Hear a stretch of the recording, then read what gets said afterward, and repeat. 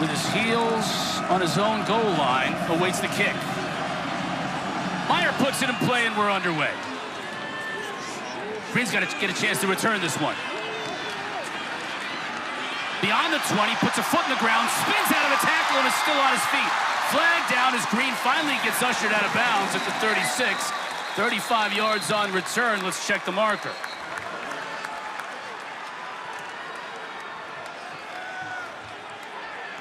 TJ Green's been banged up, so the freshman making the most of his first opportunity on a kickoff return on the season.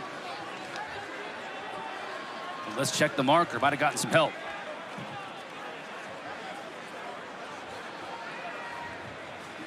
Our referee today, Riley Johnson. We get to hear from him early. During the return, personal foul, grabbing the face mask, kicking team number 20. 15-yard penalty will be added on to the end of the run. First down. So the return stands. 15 yards later, we're at midfield for the first offensive possession for Dylan Lonergan and company. And like we said in the open, he's somewhat flown under the radar. Was a number 6 quarterback, QB recruit, coming out of high school, found his way to Alabama, and what was a stacked QB room there. Julian Sayin was there, Ty Simpson, Alabama starter, Eli Holstein, now Pitt starter, and then Jalen Milroe, now in the National Football League. But so far, almost at the 1,000-yard mark, 9 touchdowns, only 1 interception. The limited turnovers and the high completion percentage is what Bill O'Brien wants to see with his offense.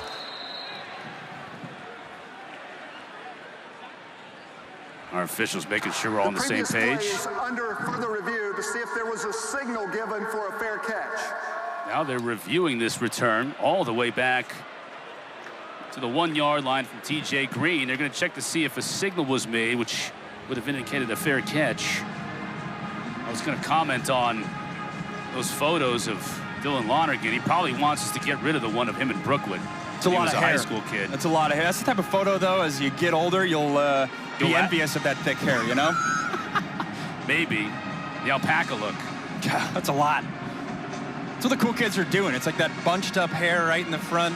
I got no room to talk, though, because I had a Napoleon Dynamite fro when I was a teenager. So there's some good pics to pull if I got put on there. Why don't we start digging for some of those? Let's take another look at this and see if a fair catch signal was made.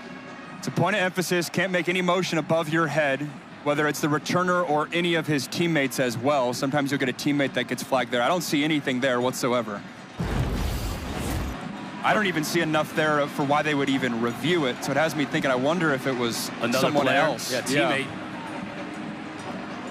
Did have Alex Broom, was kind of the second man back on the other side of the field.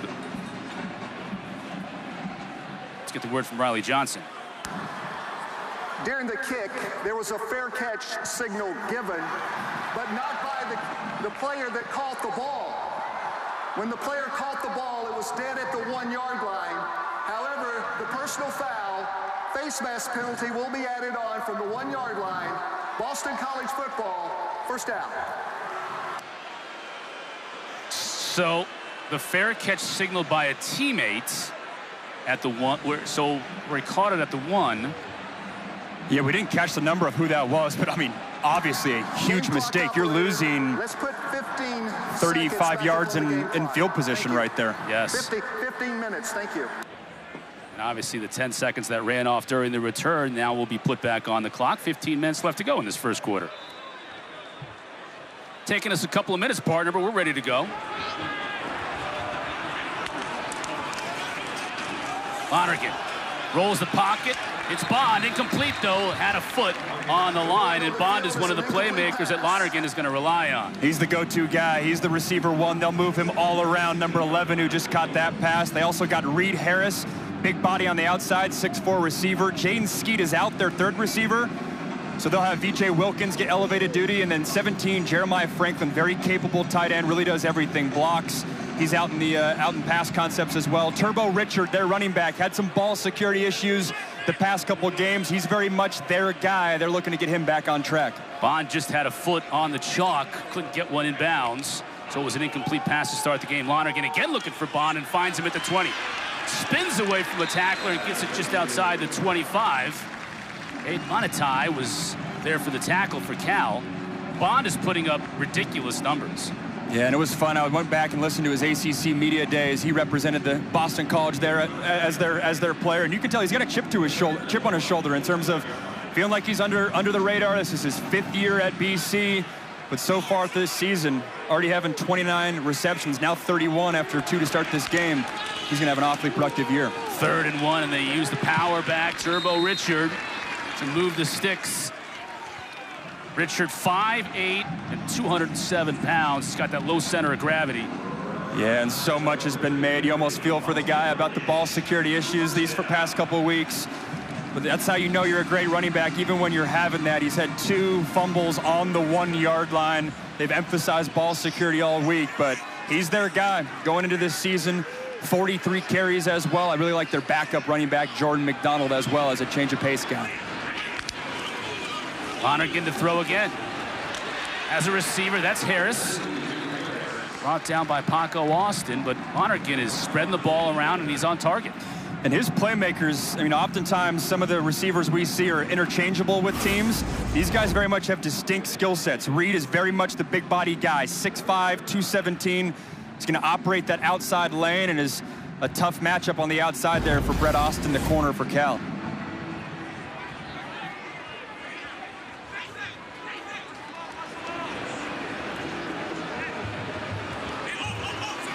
Second down and 7. They give to Richard. Bust through the initial tackle, but gets popped at the 40. That 5-yard gain, though, will be enough to move the sticks. Drew Polidor, safety on the tackle, transfer from Montana State. Yeah, on the flip side, if Boston College is trying to establish the run game, Cal defensive-wise, their defensive line has been challenged. They felt like they played really good week 1 versus Oregon State, very physical, what a Justin Wilcox defense wants to be. Last week, though, got complacent versus San Diego State. They've challenged that group to raise their level of play.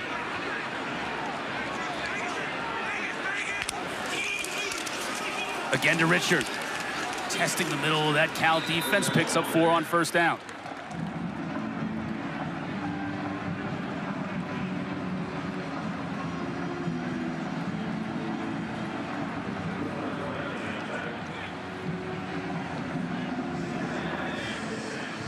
That was ugly last week at San Diego State, a 34-0 loss. Uncharacteristic, too. This is a Cal team throughout 9 years of Justin Wilcox. They've hung their hat on their defensive play. Hasn't always been pretty offensive-wise. They've found a quarterback this year. If the defense can get right, this can be a good team. Lonergan fakes the handoff. As a receiver, Bond makes the catch out of bounds at about the 40. 16 yards. And we're seeing right away the different routes that Lewis Bond can get to. He's had an out route, he's had a comeback, he's had a hitch, and then right here it's a deep over. Nice job by Lonergan being patient, allowing that route to get into the green grass. And you can tell right away what the game plan and the emphasis was early. Feature number 11.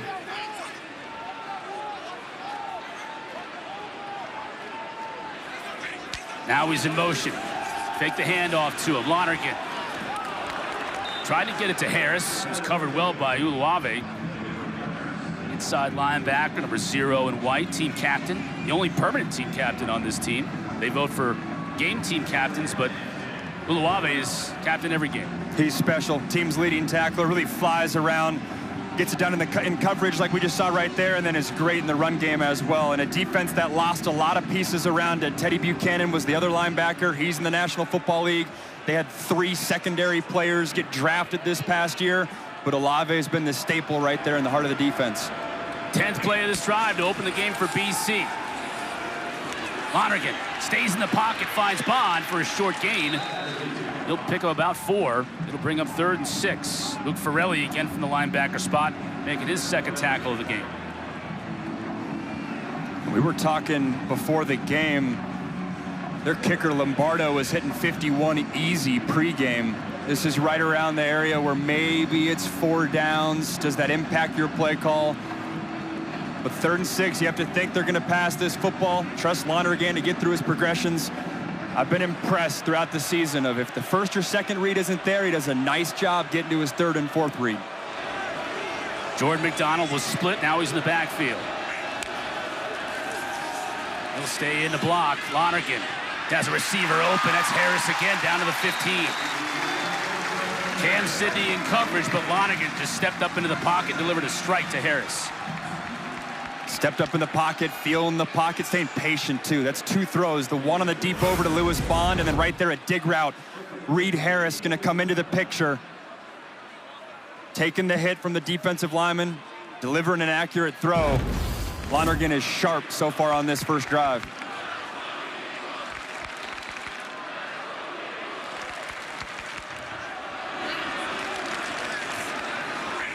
Bond in motion. Richard has it inside the 10, finally dragged down at about the 6 by Farrelly. They love to use Turbo Richard out of the backfield. Came into this game with 12 catches in 3 games and a couple of touchdowns. And this is the play we had in the open. Dylan Lonergan on a little running back wheel route. It's a nice blitz by Cal. Keep an eye on that today. Justin Wilcox and this defense, led by his defensive coordinator Terrence Brown and Vic Soto. They'll bring a vast pressure package into each game. Different fronts, bringing safeties, bringing corners. The ability for Turbo Richard to get his head around and Lonergan to understand what the defense has given him is key in this game. Lonergan, he'll keep it himself. Inside the 5, touchdown.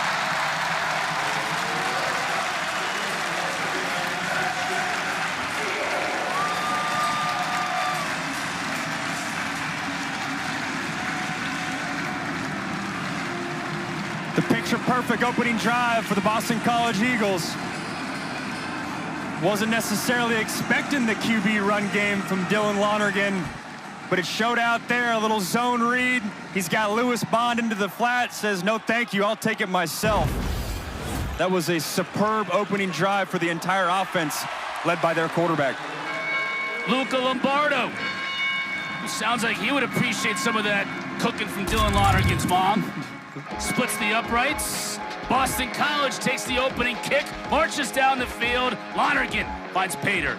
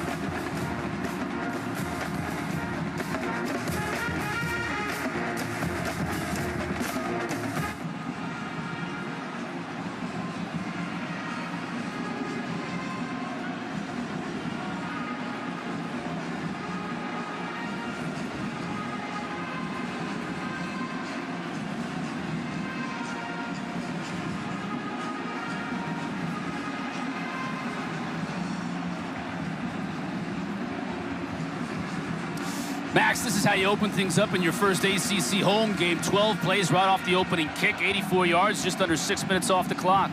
It's the type of drive you want when you're just scrimmaging against your own defense. They're going to read the defensive end right here, and then they got a receiver, Bond, working into the flat. Defensive end crashes down. Lonergan's out. No one picks him up. They pick up the receiver instead, and he's able to get in. You're not accounting for Lonergan's legs when you're looking at the numbers offensively. It's an excellent play design and a good job of QB utilizing his legs, and Bond as a decoy with the defense focusing on him. First rushing touchdown of his career here at BC for Dylan Lonergan. O'Brien and the Brain Trust obviously very happy about that opening drive, and now challenges defensively against this dynamic quarterback for the Cal Bears. The Irishman, Andy Quinn. Kick it off. Jacob DeJesus. He's pretty dangerous himself with the ball in his hands. 21 in white, stands by in his own end zone. Low line drive kick. DeJesus just going to opt to let this one bounce into the end zone. We'll get an opportunity for our first look at Jerry Kiawe's Sanga Politele. Coming from Hawaii, set the career state record, which is saying something with guys like Tua Tagovailoa, Dylan Gabriel, Marcus Mariota coming out of the state. He's the dude that had that prolific high school career. Then Jared Goff, last time a true freshman signal caller, started for Cal, and this season he's been great. Did have the 2 picks last game, but even when you turn on that film, he's making some big league throws. I said it in the open. He's throwing guys open, very much making high-level collegiate throws. To give to Raphael. Flag down behind the play. Let's check the marker as Raphael picks up about 3. Kendrick Raphael, the transfer from NC State. Holding, offense number 66. 10-yard penalty, first down. And they'll back up 10. Call going against Jordan Spasovic-Moko. Yeah, they love their quarterback. I think they're still trying to figure out what they have at the skill player position. Raphael's the transfer coming on. You mentioned Jacob DeJesus. He's an All-American return man, transfer from UNLV. Tron Grizel, former walk-on. He's the outside tall receiver. Hampers, another transfer from Idaho. And then Mason Minnie, they really like, another transfer from Idaho. Plays that H-back tight end position. They get him involved in a lot of flat routes in the passing game. There's Minnie in motion. BC showing a little pressure, and they bring it. Raphael trying to make him pay. Gets out beyond the 20. Picks up about 6 of the 10 yards they lost on the holding call. Yeah, this running back room, Raphael won the job coming out of camp. You got L.J. Johnson, another transfer from SMU. Brandon Hyde Jr., transfer from UTSA. Remember, Jaden Ott was their star running back a year ago, was the best running back in the transfer portal, now at Oklahoma. That was a big void they had to fill in this offseason. Second and about 14. Sanga Politele, his first passing attempt of the day, gets it off. Intercepted! Picked off by Omar Thornton.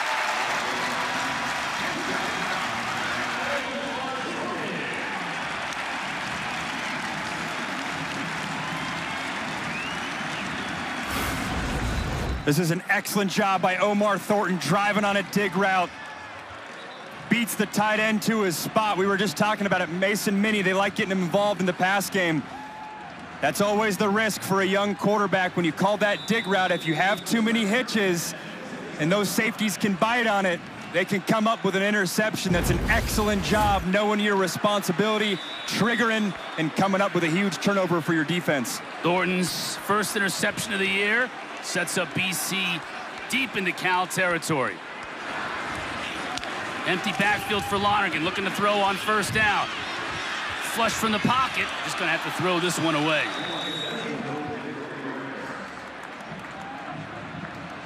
TJ Bowlers applying the pressure and forcing Lonergan on the run. It's a nice job by Cal getting pressure with 4. Keep in mind, this Boston College offensive line is having to figure out their lineup too. You lost 2 starting offensive linemen a year ago to the NFL, both of which were draft picks. They're shuffling around 8 or 9 guys. There's been some different lineups. Jude Bowery, their normal left tackle, was a late scratch. He's not healthy, so having to find their way there. Richard up the middle. Cuts it back outside, inside the 10, and he'll score.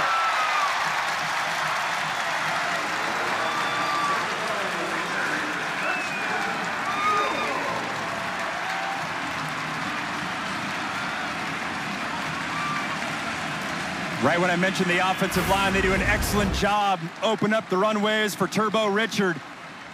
Excellent block coming back, too, by Jeremiah Franklin, their tight end. And then once you get Richard to the second level, he did the rest. Boston College has wasted no time. 2 drives, 2 touchdowns.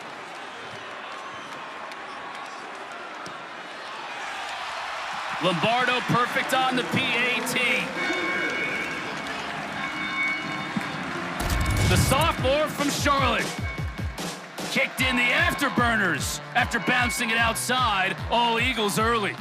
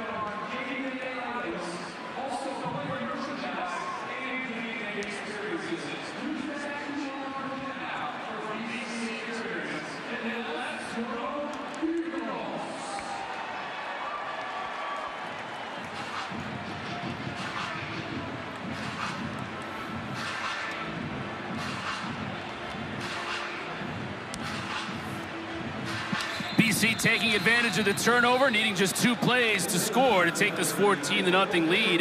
You think about the way the ACC schedule goes, you got to go out west sometimes if you're one of the teams on the East Coast and vice versa. 2 weeks ago, this Boston College team had to make the trip to Stanford. We know what happened in that game. It didn't end well for the Eagles. This week, Cal had to make that long trip. This is the first and second longest trips in the ACC that any team has to make, and Cal has gotten off to a slow start here today, down 14 early.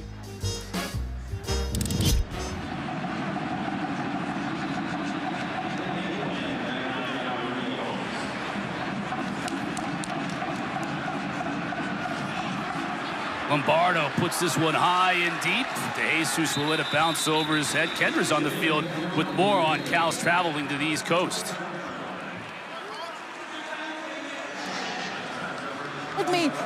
When I caught up with inside linebacker Kate Uluwave, he told me that his favorite part is actually the sleeper seats on the plane, and that the team agrees that they have an extra Friday that really helps them adjust. Kate said that the staff does just a great job in keeping them hydrated and ready. So talking with college players and some of these guys, they feel well prepared coming into this game.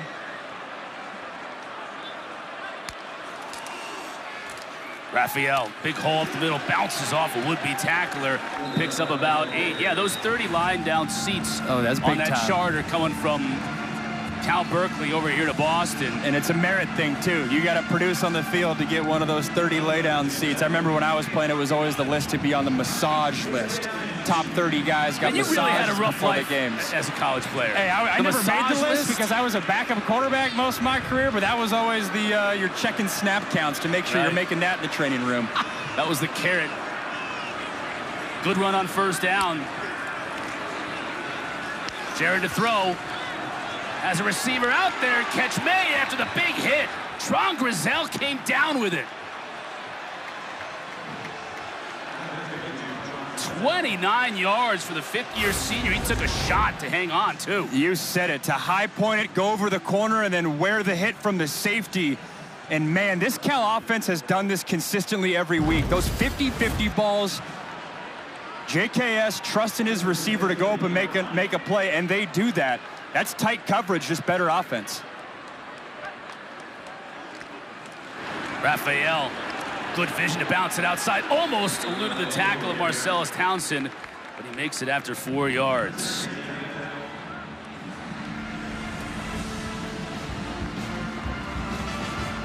Coming up tonight at 7:30 Eastern on the ACC Network, Stanford's going to host San Jose State in Palo Alto.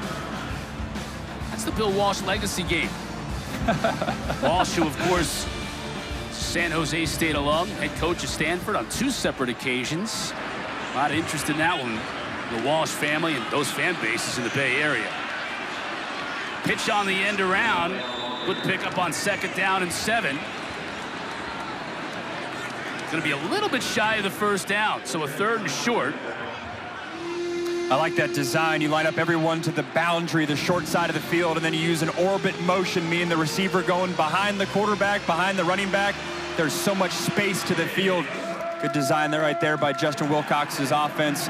New offensive coordinator Brian Harsin, the former Boise State and Auburn head coach, now calling plays for Cal. Give to L.J. Johnson. Crashes through the middle, 1st down. Johnson, a little bit of a bigger back at 5'10", 215. They'll move the sticks, so a good answer here from Cal after turning it over on their first offensive possession. Down 14, mounting a drive here now into BC territory. There's Brian Harsin. You can see him just to the left of that, the end of the window there. Right there. Popular name in the college football ranks. Justin Wilcox's 5th OC since he's been here. Nothing doing for Jacob DeJesus. They want to get him the ball in a lot of different areas, but they don't want to get him the ball there with all those red shirts around him. So Darius McConnell led the way, and it's a big loss. Trying to use that similar action they had a couple plays ago to Kendrick Raphael, this time with Jacob DeJesus. We said it in the first drive. DeJesus, All-American return man at UNLV. They picked him up in the transfer portal. Elite specialist. The task is trying to find unique ways to get the ball in his hands. He's a slot receiver. Here we're seeing him lined up in the backfield, whatever it takes to get the rock in his hands. Sangapolitelli, there's the rock in his hands inside the 25. Cameron Martinez on the stop, so they get a big chunk and then some of the yards they lost on 1st down. The nice little Texas route is what they call it. Lined up in the backfield, cutting across the face of the linebacker. Again, trying to get a mismatch. DeJesus' speed and quickness on a linebacker's size. Good creativity from this Cal offense. That's what Brian Harsin brings. A lot of shifts, a lot of motions, a lot of eye candy from the Cal Bears. Sangapolitelli to throw on 3rd down. The left-hander going to his tight end, can't make the catch, but he had a defender draped all over him.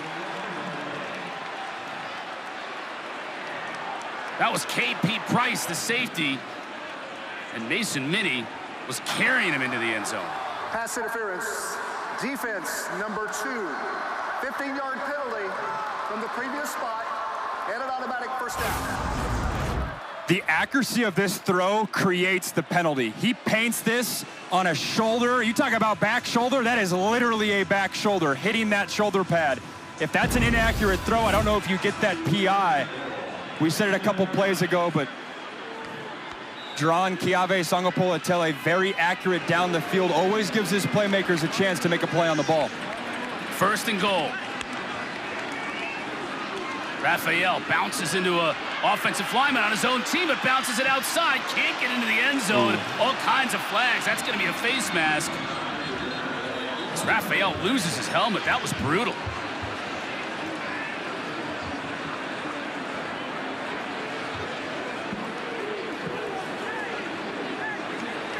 This looked like a violent face mask, hence why he's walking off the field with his helmet. Defense number 15. Remember, if your helmet comes off, man, if your one does not have to come out of the game due to the foul. I was just about to say he can come back in the game. That being said, this is maybe L.J. Johnson territory for Cal. His big 225-pound frame. Number 11 in the backfield, as we're seeing here. Hugh Hutchins got a hold of that face mask. You're right, L.J. Johnson is in the backfield. Politelli under center, and he'll hand it to Johnson, but we get flags and a whistle before the snap.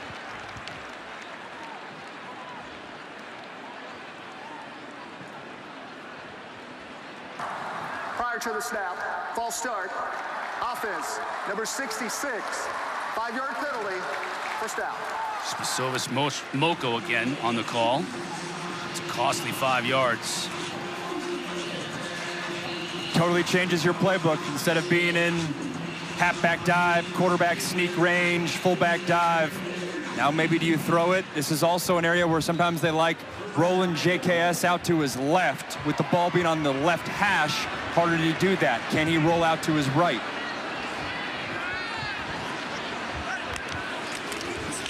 Johnson in the middle. Tries to get to the goal line and does. Did he get in? They're going to mark him just shy. Good, powerful run by L.J. Johnson.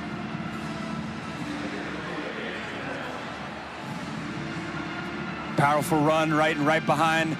There's 6'4", 320-pound right guard, Siape Vadakani. It's a great job, especially off the penalty, getting that yardage back. At first glance, it looked like that ball crossed the plane. They're not going to give it to him.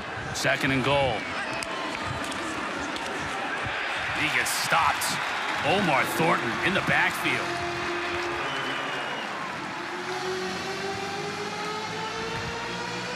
Yeah, you see those safeties triggering right away.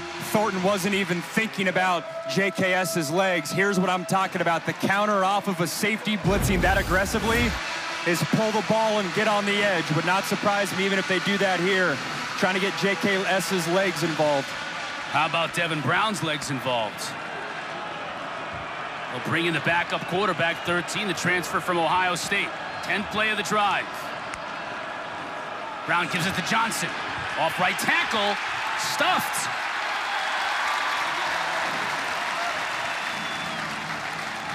What are you doing here? This has been a great drive for Cal. Do you put points on the board on the road? You're already down 14. Are you going for it?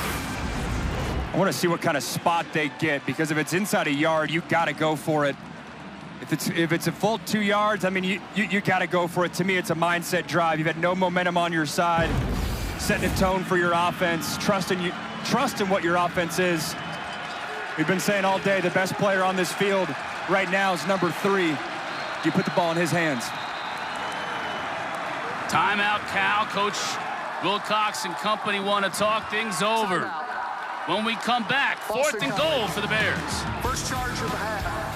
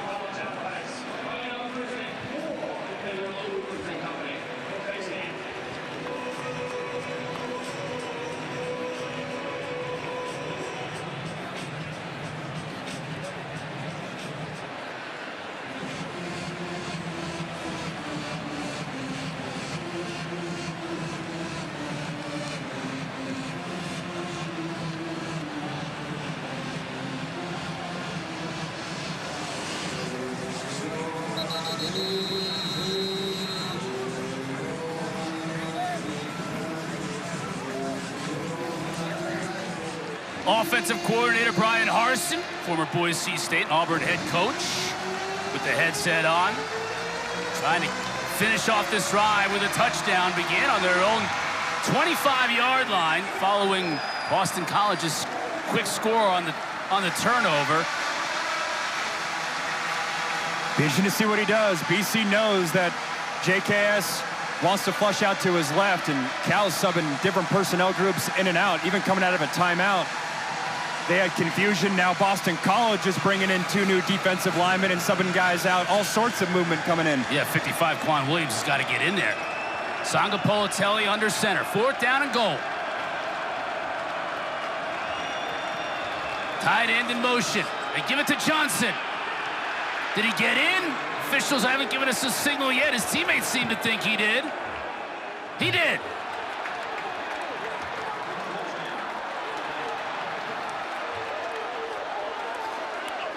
You know, that was an excellent job, and I wouldn't be surprised if Brian Harsin did that on purpose. The late personnel change, because when you're Boston College looking from up top, you can count the personnel they have in the huddle. You break out, then you switch it last minute. It forces Boston College to switch. That's excellent coaching by Justin Wilcox's staff to ensure a touchdown. Now what do we got here? A little trickeration, a little line up.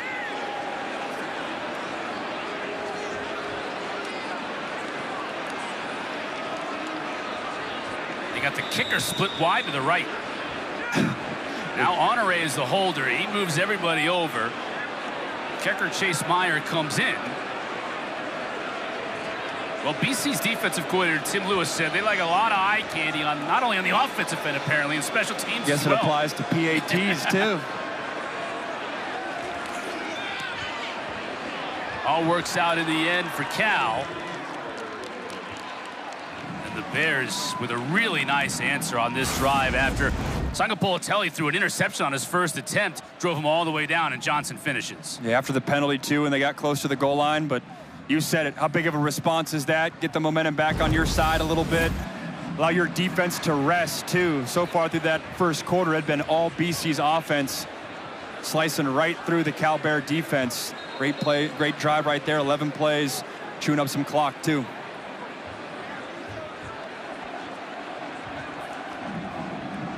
There you can see Wilcox patting his offensive lineman on the back. Nice job of mixing the run and the pass in on that drive. It's got to be big mentally for that group, too. They struggled to run the ball last week versus San Diego State. JKS was forced to throw the ball 38 times. To have a drive that's finished off with a touchdown where running it was a big factor. It's good to see. Green will get a chance here from zone 2. To the 30, cuts it back inside. That's a good return out to the 37. BC will have good starting field possession. Tonight after the San Jose State-Stanford game, the ACC Huddle crew, the final score. Going to wrap up the whole day with highlights and analysis as well as interviews with players and coaches. They got you covered on what has already been a crazy weekend in the ACC, and it's just going to get crazier, I feel like, for the rest of the day. It's on the ACC Network and on the ESPN app. Honestly, feels like that might be the theme the rest of the season. I don't want to get ahead of myself, but man. Anybody can win on any given day, and that's what we're seeing. And that makes the league incredibly exciting. That middle tier of teams, a lot better this season, it feels like. No doubt. This is McDonald. Give him a yard. Jordan McDonald. In the Atlanta area, transferred in from UCF. Second year with the program. McDonald's a little bit more of a taller, more of a slashing back, if you will, a little bit more than Turbo Richard. Yeah, he had a nice game. I had their game last year versus Pitt, and they got the win there, and he had some big runs. Very much a two-headed backfield for him. Bond in motion, now back outside. Lonergan in to throw. Steps up in the pocket, tries to use his feet, can't get much, maybe a yard. It'll bring up 3rd and long. TJ Bowler's making the stop. Bowler's making that stop, but Zeke Masses, the corner 5, they tried to get him on a little option route. It's excellent coverage right by him. Own first time today, and we're early in the second quarter. Max Brown, Kendra Douglas, you just heard from, and Chris Cotter with you in Chestnut Hill. Lonergan to throw to open up this drive. Puts it on the money to Bond. Eludes one tackler, gets near midfield, first down.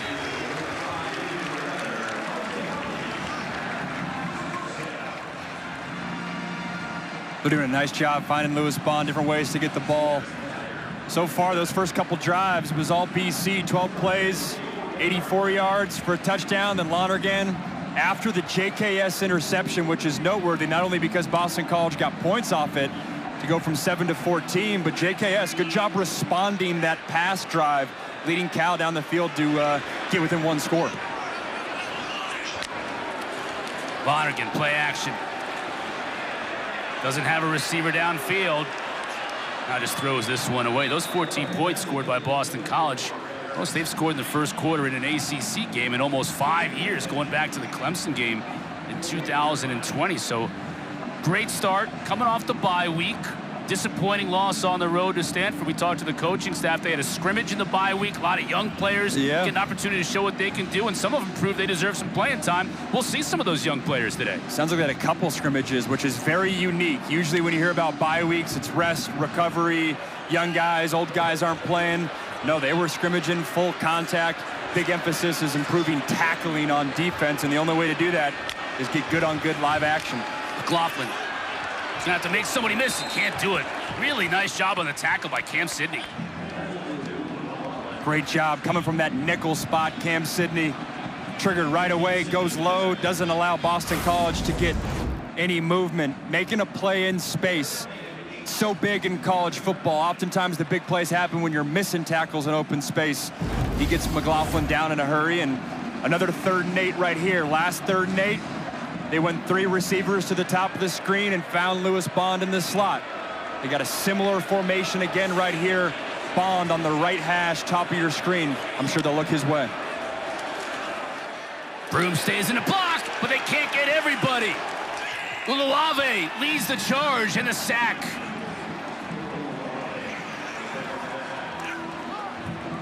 Can see the pressure package that this Justin Wilcox, Terrence Brown defense are bringing. A lot of looks, a lot of bodies right there.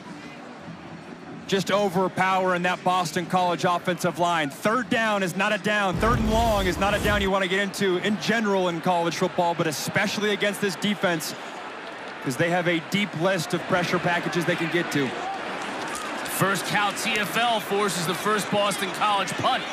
Seamus Florio, that's a good kick. And DeJesus is just going to have to call for a fair catch at his own 15. Coming up tonight, 7:30 Eastern on the ACC Network. Stanford's going to host San Jose State in Palo Alto. It's the Bill Walsh Legacy Game. They named it the Legacy Game back in 2007. Why the Bill Walsh Legacy Game? He played at San Jose State and coached Stanford on 2 separate occasions. But that's the actual name? I thought that was just a Chris Cotter making some happen. I'm not that smart. All right. That's brilliant. I was laughing earlier. That's brilliant. I love that. Obviously, there's no love lost between those 2 programs in the Bay Area, so that'll be a fun one to watch. Raphael.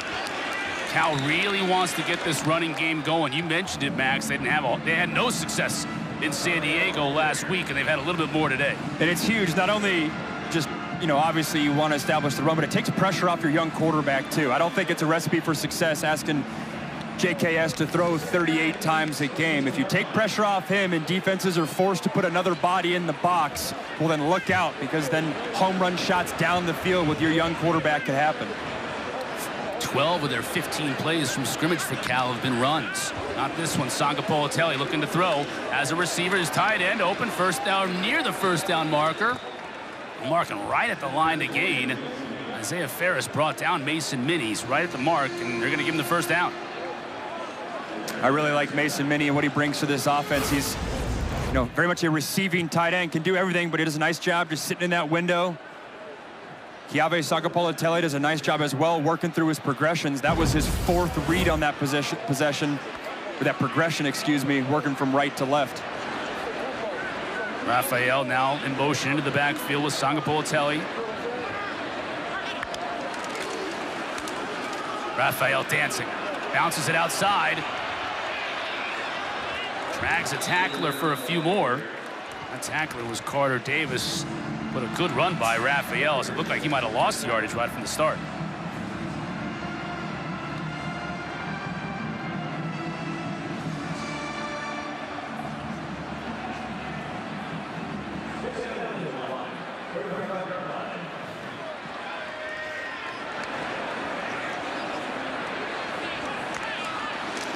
Boston College shows pressure up the middle. DeJesus on the quick pass. First down.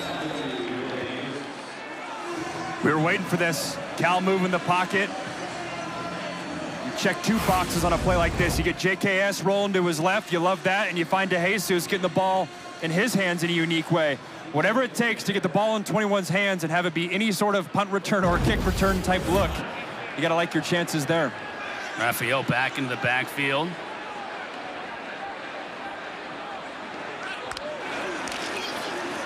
Sangapolatelli fakes it to him and gets it to his tight end. And boy, Minnie had it bounce off his shoulder pads. That was dangerous. The ball was just kind of hanging out there, but he was able to squeeze it for a minimal gain. Yeah, that was a very similar concept to the play that Dylan Lonergan on the other side ran in for a touchdown, except this time they take away JKS's legs and he's forced to throw it to Mason Minnie. 19 receptions on the season, 2 touchdowns as well. They do a lot of those arrow routes, which is straight into the flat, as well as slide routes where you start on one side of the line of scrimmage and go to the flat on the other side of the football field as well. Flags down.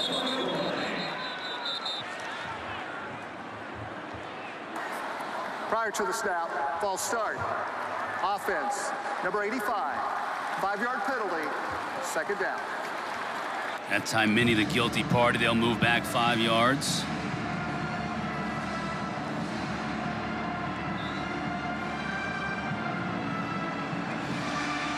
Coach Wilcox, no, you go on the road in league play. You want to play a clean game. You want to spring the upset.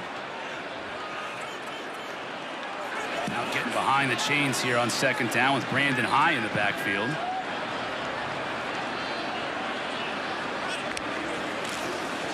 Gets the handoff. Just lowers his shoulder. Another flag comes in right at the end of the play.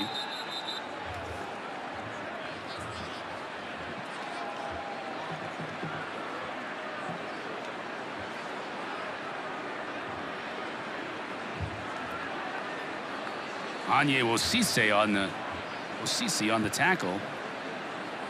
Let's check if it'll stand.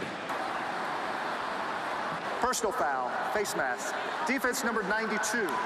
15-yard penalty, automatic first down. Osise was hoping they didn't see that. And they got him. That's huge, too, because it's not only the penalty itself, but you get Cal out of what would have been a 3rd and long.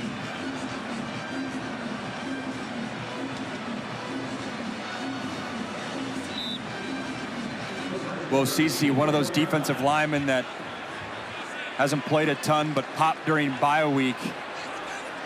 Going to get more reps today. There's a long list of guys, defensive line-wise, that we're prepared to see today. Second consecutive time the Cal drive now moves into BC territory. Look at that bullet caught by Jacob DeJesus. Man, that was a tough catch. Had to go behind him. There's a lot of mustard on that ball. You said it. That's a bullet. It's an excellent catch by DeJesus. Little run pass option. Linebackers clear the box. You pull it. Paint it right on the chest of your receiver. That one was not. A little behind him. Good job by this Cal offense early on, getting the ball in his hands. Seeing the all-purpose yards. And those numbers right there. He was a weapon last year at UNLV.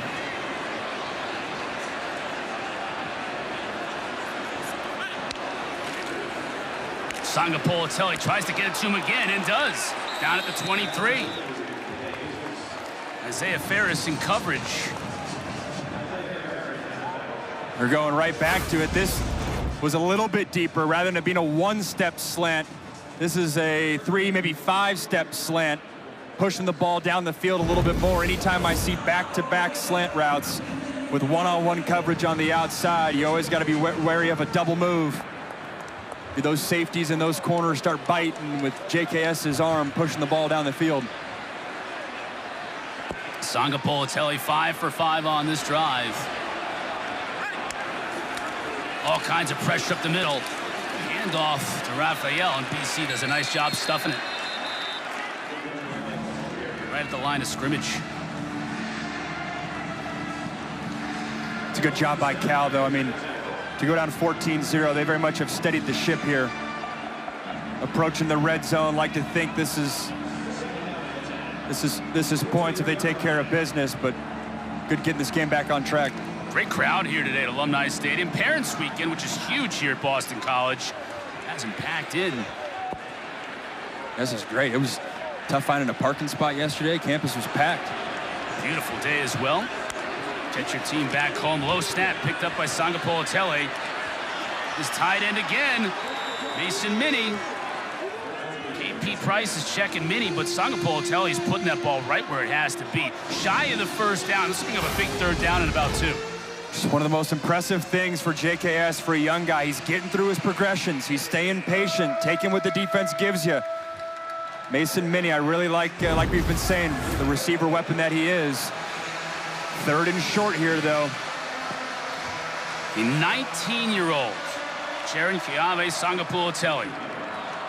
Don't get freshman. one sense of that watching the film. Even-keeled, poised, impressive young man. The give to Raphael, finds a hole, lowers his shoulder, and picks up the first down. Raphael just passed 1,000 career rushing yards. Good for him. Young man out of Naples, Florida, began his career at NC State. On the a little bit farther down in the depth chart at NC State than he wanted to be. Came out here to Cal, found a great opportunity. He's a starting tailback. Great vision right there, too. Play's supposed to enter on the right-hand side of the offensive line. It rolls back to the left, and he picks up a first down.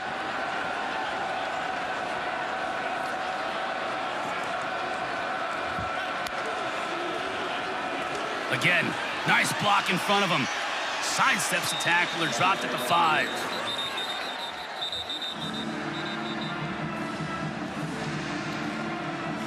Get into all sorts of different things in the run game there, too. Pulling both the left guard and left tackle.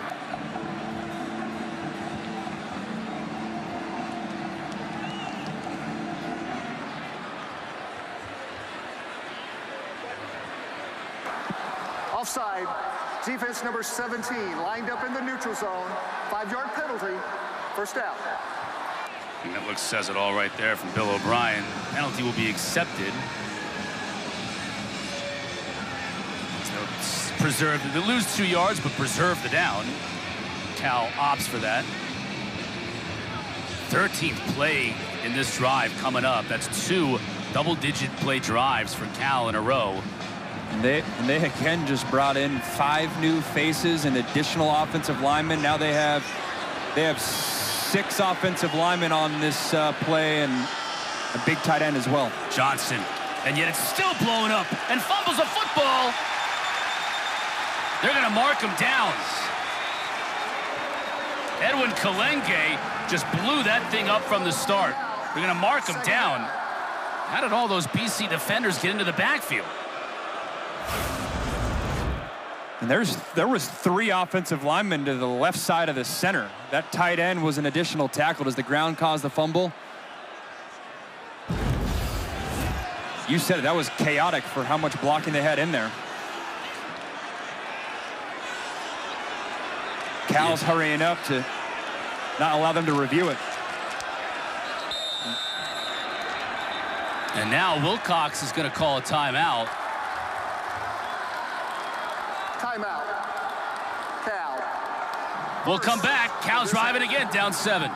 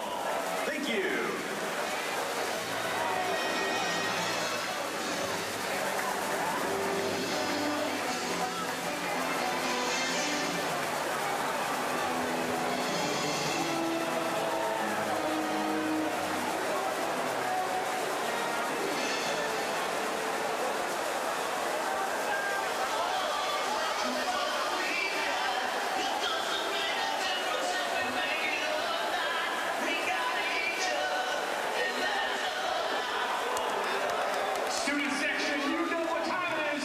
Make some noise. It's time for your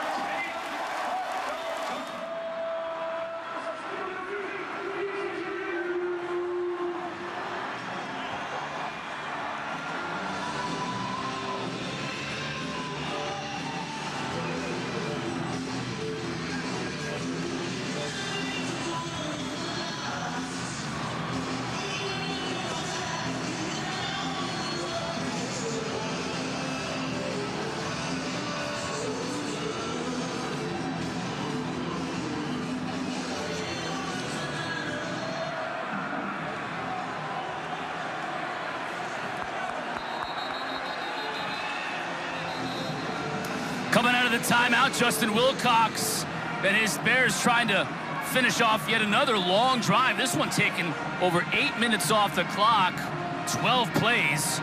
Think about, since going down 14-0 in this game, Cal's time of possession, 14 minutes and 43 to 3 minutes and 9 seconds for BC. Cal's had the ball the whole rest of the game since. Resting their defense and stopping any sort of momentum that the Boston College offense established in the first quarter. Still got to punch this one in, though, to make it worthwhile. Tight end mini in motion. I'll give it to Raphael. He's got good blocking up front. Gets just inside the 5. This will be a massive 3rd down and 2 coming up. Running right behind big 55, Leon Bell, offensive lineman who's really coming on for them. Transfer from Mississippi State. 3rd and goal, though. So far this game, they've trusted handing the ball off. Haven't really put it in JKS's arms or legs in this scenario. You try to get something on the edge, maybe get Jacob DeJesus involved, or trust your running game.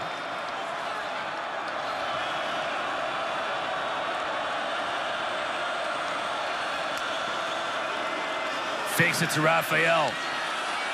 Touchdown, Bears.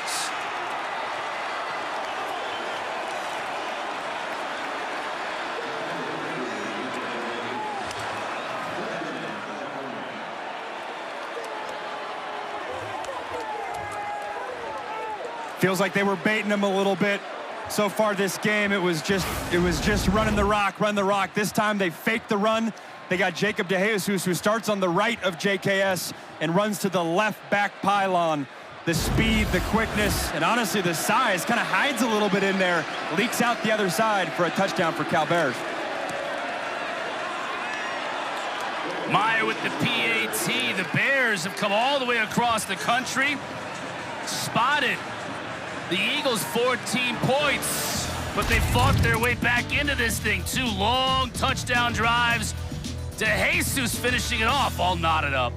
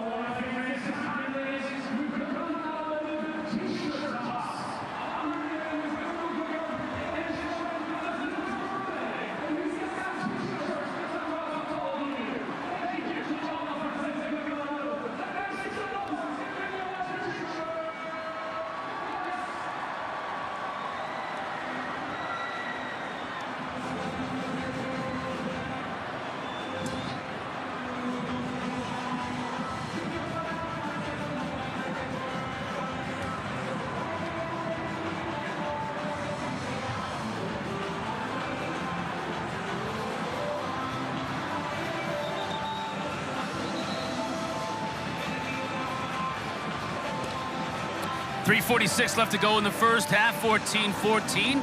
After a 14-play drive, that followed up a 12-play drive. Cal is all even. Yeah, they do a nice job getting Jacob DeJesus, who starts on the right-hand side. They fake the run to that side, and then he just gets lost in the shuffle. Finds his way to the back corner. Excellent job by Jake Hayes putting it on him. Good job there, methodical down the field, and then we set it closer to the goal line. They hadn't really thrown the ball or tried that. You get Boston College being aggressive towards the run game because you've had success with the run game on that drive, and DeJesus can be a factor behind it. Meyer kicks it high and short. Boston College will set up from the 30-yard line after a 14-yard return. We'll take a quick break.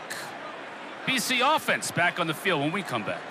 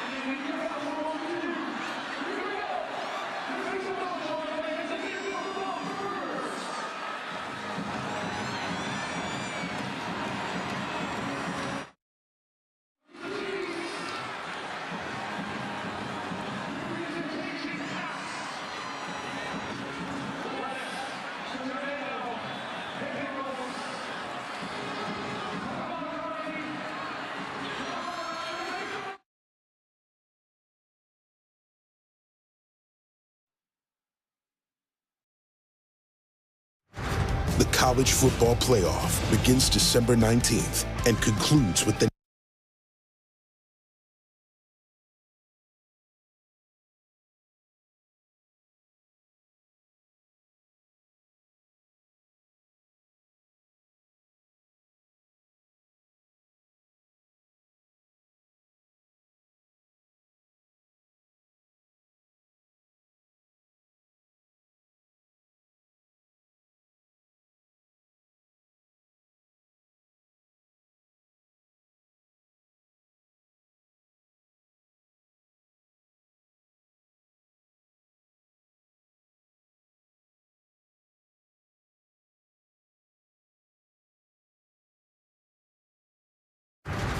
College Football Playoff begins December 19th and concludes with the National Championship January 19th on ESPN. Great crowd here at Alumni Stadium today in Chestnut Hill. Boston College, they gave their home folks a 14-point lead. They've seen that evaporate in the second quarter. 4 plays, 5 total yards for the Eagles. What do they need to do offensively to get this thing going again? Yeah, they got to get back to the magic that was working those first couple drives. Steady dose of Lewis Bond, their receiver, number 11, and then establish that run game again with Turbo Richard. Richard is in there with Dylan Lonergan. Bond is in motion, now flags. Don't do that. Yeah. Back yourself up already.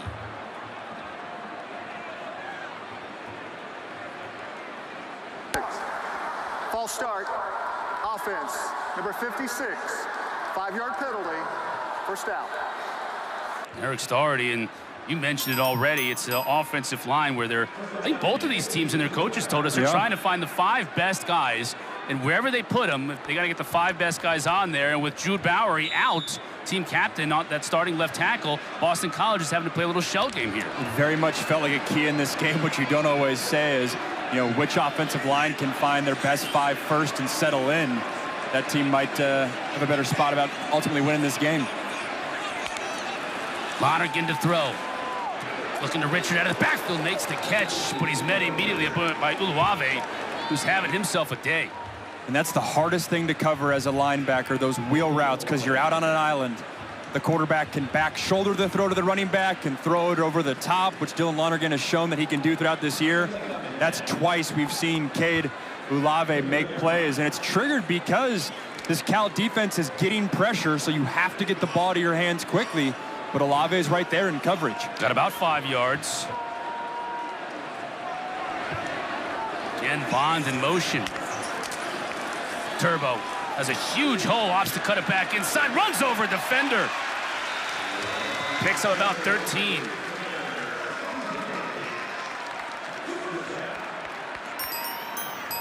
That time they're running right at the other inside linebacker, Harrison Taggart, the transfer from BYU by way of Oregon. Mentioned it earlier, but this was a Cal defense that lost a lot of guys, a lot of talent to the NFL, one of which was the other linebacker. There's a battle at, that other spot. Is it going to be Farrelly? Is it going to be Taggart? A little bit of a rotation. If I'm BC, though, that might be the side that I lean my run game towards. Lonergan fakes the pitch. Gets it back out to Turbo. Can't make a man miss. Another great tackle in open space, Aaron Hampton, because if he doesn't make that tackle, Turbo kicks into Turbo. Excellent tackle. The former walk-on who just, with each game, each season, keeps getting more and more reps. Excellent job in open space. We've said that a few times today. Cal coming up with those tackles. We've reached the 2-minute timeout. 2-minute timeout. BC trying to get back on the track offensively.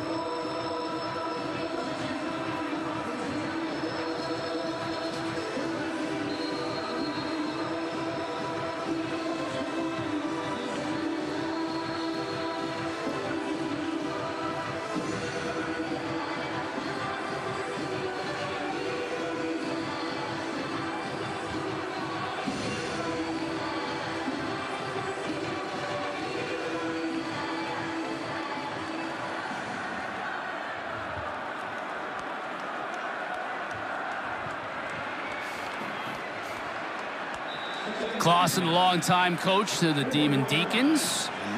Watching them take on my alma mater. That was an exciting finish. Looking forward to the halftime report to talk about all the craziness today in the ACC. We might have a crazy one here. Richard dances his way to another first down.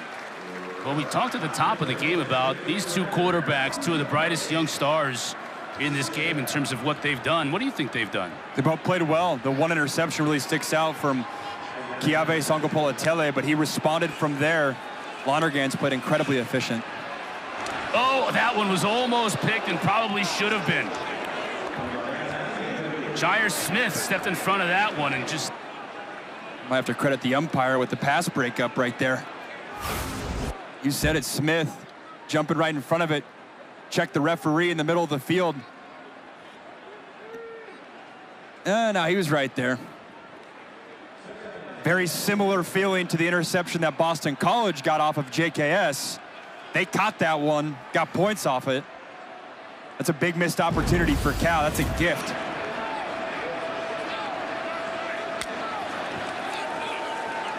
Lonergan looking downfield. He's got Bond inside the 40. Shy of the first down by about 3. Taggart and Wagner combining on the tackle. Bond getting back involved. Utilizing tempo, but still have all 3 timeouts. Still a lot of time to complete this drive. Lonergan going for it all with Bond. Overshoots him and well covered by Wagner.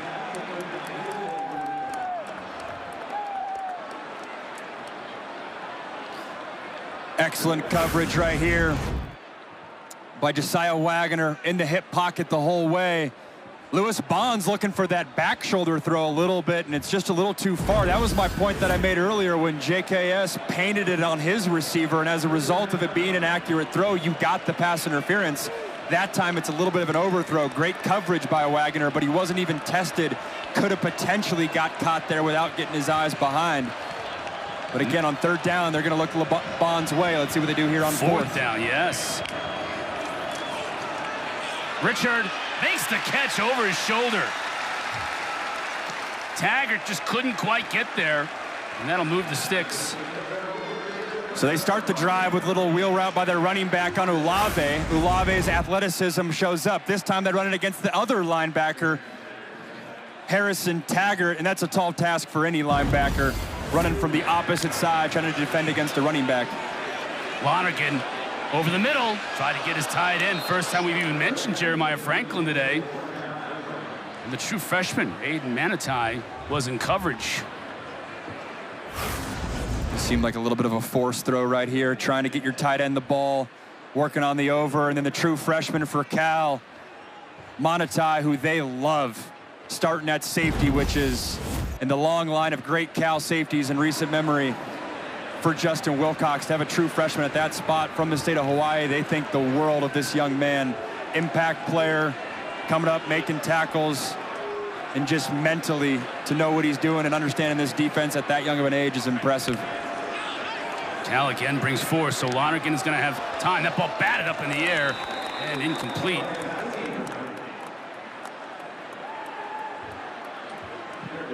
That to me was maybe the first misread too, trying to force it to the sideline, and then Lewis Bond, I thought he had open right over the center of the ball for a 5-yard gain. This is one of the first really 3rd and longs that we've seen.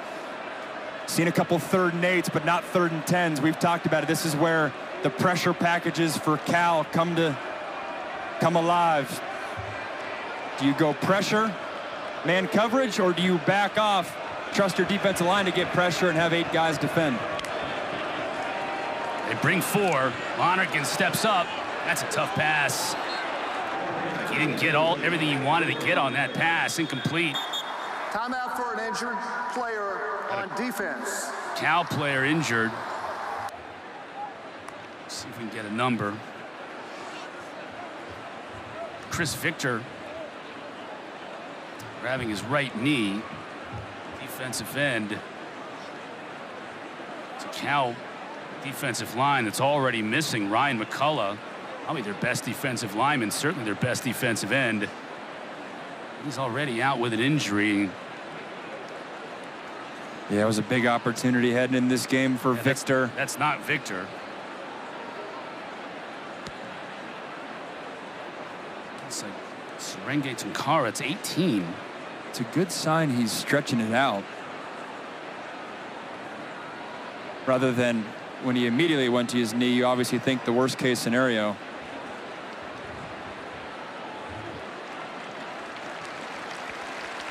Tunkara's being helped off, so to your point, at least he was able to get up to his feet. Apologize on the missed number.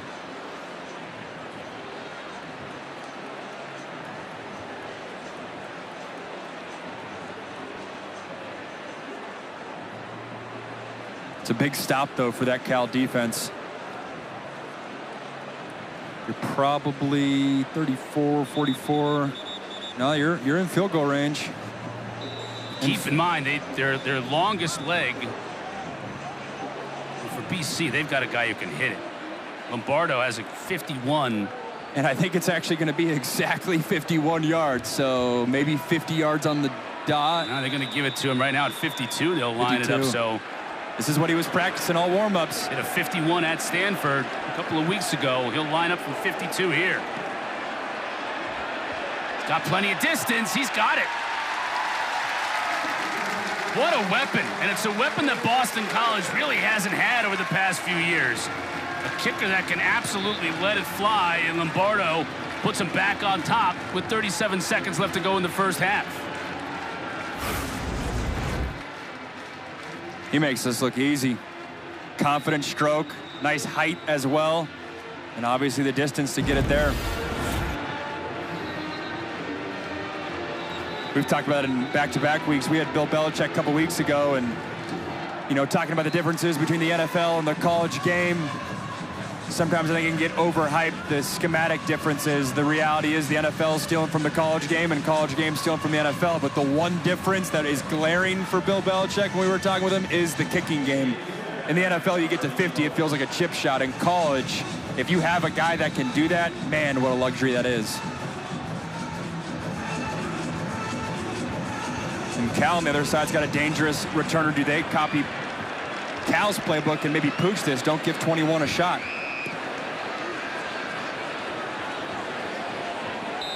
And they'll let it roll through the back of the end zone. Tonight, after the San Jose State-Stanford game, the ACC Huddle Final crew going to be on hand. Going to wrap up the whole day. Highlights, analysis, interviews with players and coaches. We got you covered here on the ACC Network. Also on the ESPN app if you're out on the go.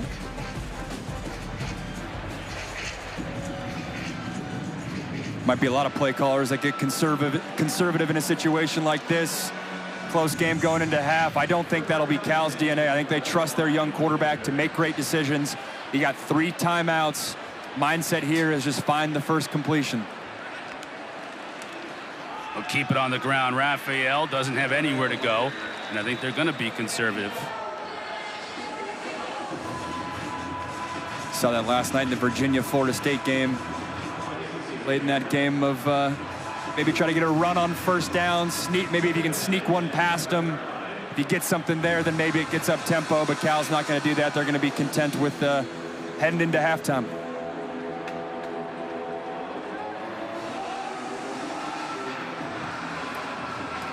And that'll do it. Both teams will make their way to the locker rooms. BC jumped out to a 14-0 start. It looked great for the home folks. Cal, though, rallied. And Cal will get the ball to start this second half.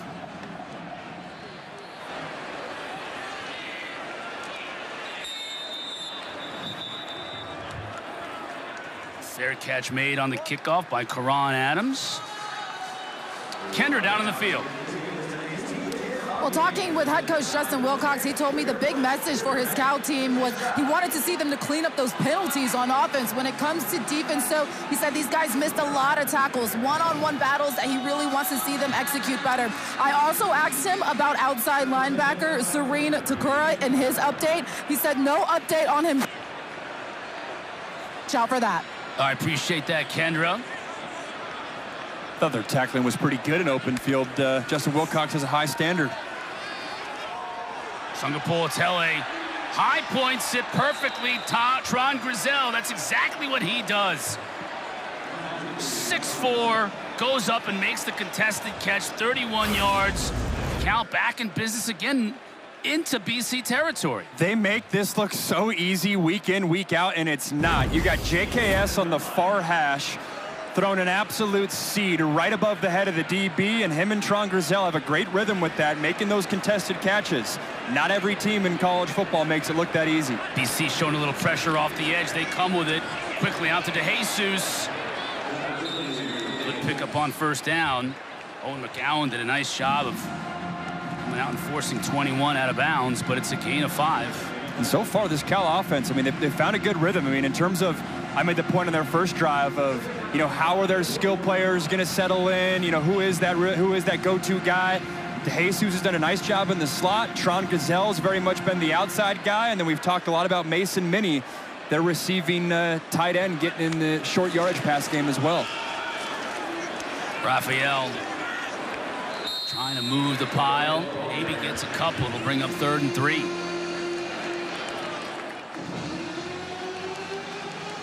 Cisse and Williams combining on the tackle. Cal's 3 for 4 on 3rd down so far. They've had this scenario a lot so far this game. Feels like 3rd and short. They've elected to lean on Raphael, and it's worked out. Left hash, JKS not as comfortable necessarily, or doesn't do it as much rolling to his right. BC brings forward Sangapolatel. He feels the pressure and just unloads it. He's looking for Jacob DeJesus, but it wasn't even close. Hugh Hutchins was able to bring the heat. Nice pressure by Quintavious Hutchins. Coming on the bottom side of the screen, Q Hutchins has had a much more elevated role this season. Remember, Boston College had to replace Donovan Ezeraku, 2nd-round pick by the Dallas Cowboys. 3rd down pass rush situations was very much Ezeraku's specialty last year. It's a good sign for BC getting pressure there. Isaiah Ferris back to return this punt. Ferris lets it go over his head. Were they able to keep it out of the end zone? The officials are going to mark it at the 3. No, it's touchback.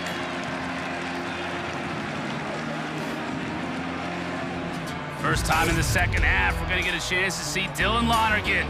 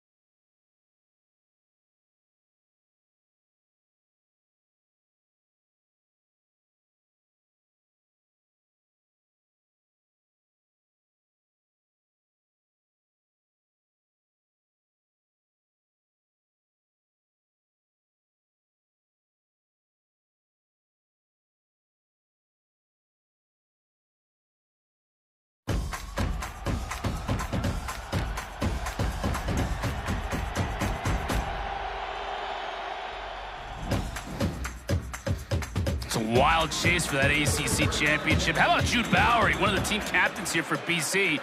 Banged up, not able to go today. Look at the size of that guy.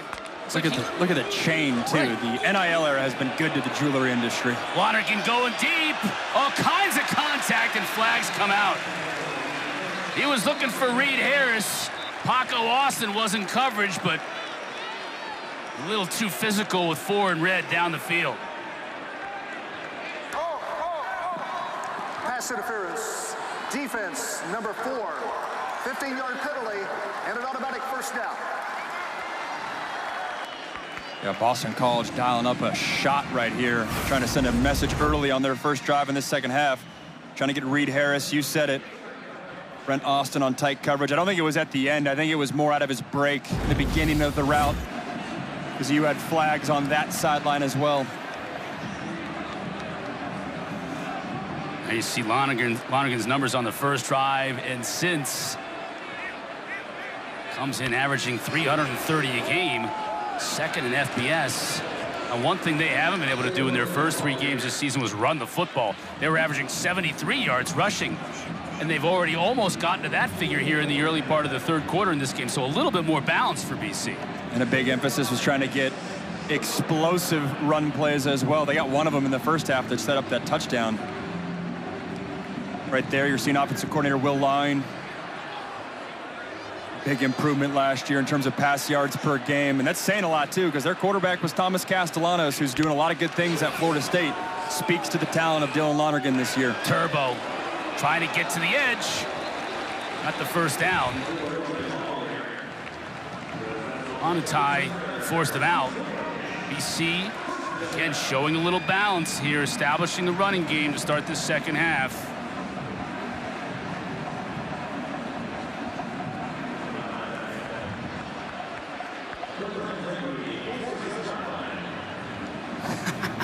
Goodness gracious, we got to get that man the new jersey. He probably likes the way that looks, though. It's the center, Michael Crounce.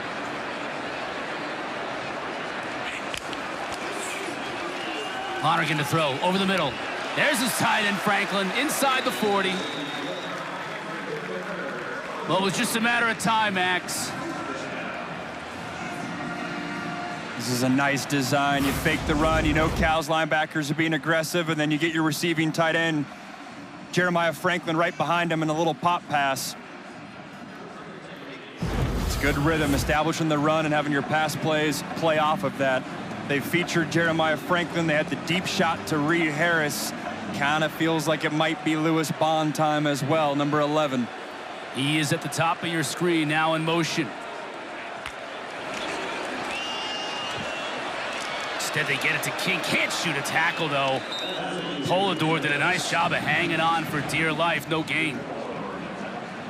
It's a unique design right there. You have the receiver coming from behind him. You see a lot of people do that in college football and then try to sneak almost a little screen underneath to Reed Harris. They're using Lewis Bond as a decoy behind him, trying to get the defense to flow that way, but that's excellent recognition by Drew Polidor Jr., the safety for Cal, dashing in there and getting the legs.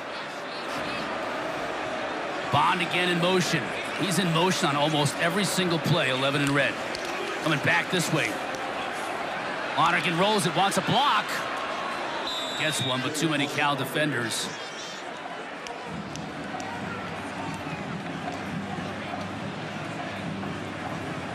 I made the comment yesterday to Coach Line of, you know, how much of a difference is it this year calling plays for Dylan Lonergan compared to last year with Thomas Castellanos. Castellanos being much more of a dual threat quarterback, as ACC fans have seen this year. And he says, well, you know what? You know, Lonergan might not have Thomas Castellanos type legs, but we want his mobility to start being a factor in this game plan, especially when things break down. The ability to just get a few yards and set yourself up with 3rd and 7 rather than 3rd and 10 is a big deal. Now they're 0 for 3 on their last third down tries in terms of converting. They're going to convert this one, though, with Turbo. Inside the 30, and flags down, though, behind the play. Let's check the marker first.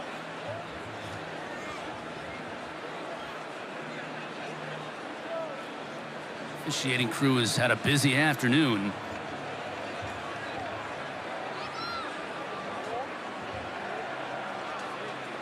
Offensive pass interference, the initial indication.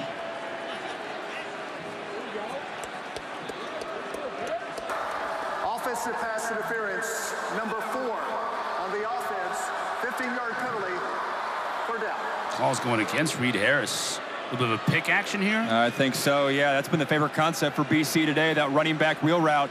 Bill O'Brien doesn't like it. He's saying Reed Harris is running a route. It's not an actual pick play. The question will be whether or not he got his hands up. He doesn't like it, but don't be surprised if they go back to that play call. Like I said, they've ran it about 4 times today. That might be the cat and mouse game. Does Cal adjust to that, or what's the wrinkle for the BC offense? Well, you go from a 1st down conversion to a 3rd down and a mile. Lonergan looking to the sideline, empty backfield. Cal's going to bring just 4, so Lonergan has time. Hits his man. That was Pugh, but way short of the line to gain for the 1st down. It's going to be 4th and 7. You got a kicker with a big leg. Ain't going to be that big. They're going to bring in the punter. Yeah, you're very much in no man's land here. They're going to bring in the punter and try to pin him deep and force JKS to drive the length of the field. I think that's a good call. If it was 4th and 4, 4th and 5, maybe you go for it. Instead, you're going to pin him deep, probably just too much to get a field goal attempt in. Cal's got the day A kid, the Jesus. Just going to make the fair catch inside his own 10-yard line. That's where the Bears will take over when we come back. 17-14, BC still with the lead.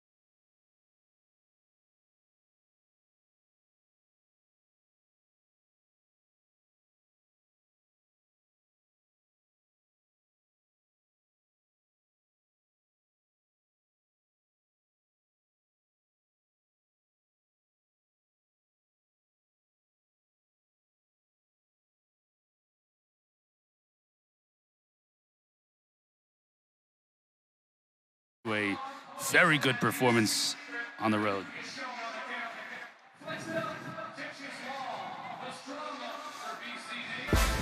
We got my ACC transfer QB rankings. A lot of transfers in this conference. This list might be getting a lot of pushback. It's going into this weekend. Had to put Steve Angeli in there. He absolutely is the reason Clemson pulled that upset off, or Syracuse pulled upset versus Clemson a week ago. We're seeing why JKS is on this list.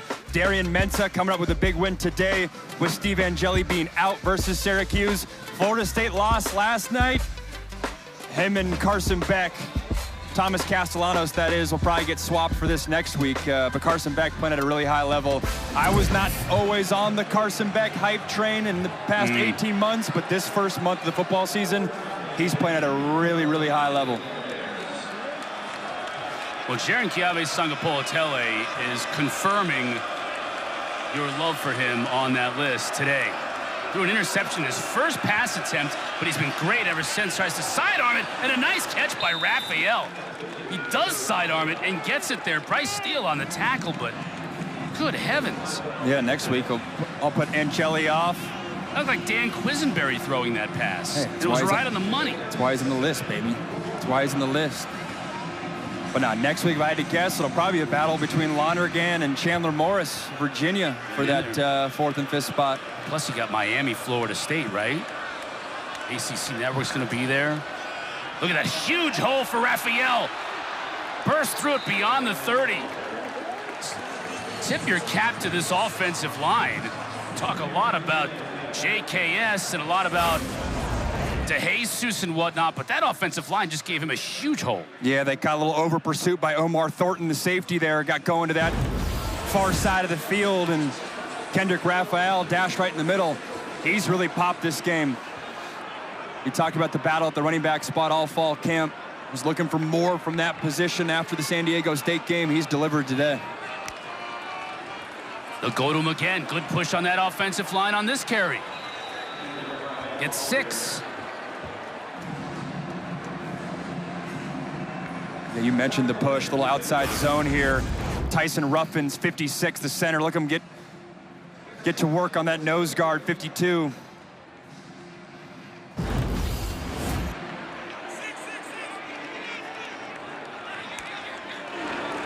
Sangapolatelli to Jesus. Takes a couple of hard hits right near the marker. Ashton Cunningham on the tackle. They'll move the sticks. Another first down.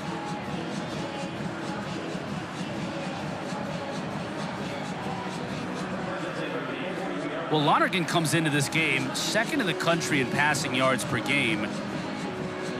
One of the things that you're going to do if you're Cal is keep the ball away from him. Don't let him get on the field, and they've owned time of possession. Another first down to keep that clock ticking. I think just got to find a way to get into the end zone and retake the lead in this game.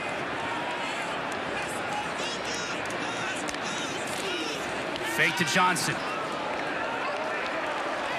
Flag down as he tried to get it to DeJesus. Cameron Martinez in coverage. Crowd a little restless when that flag came out.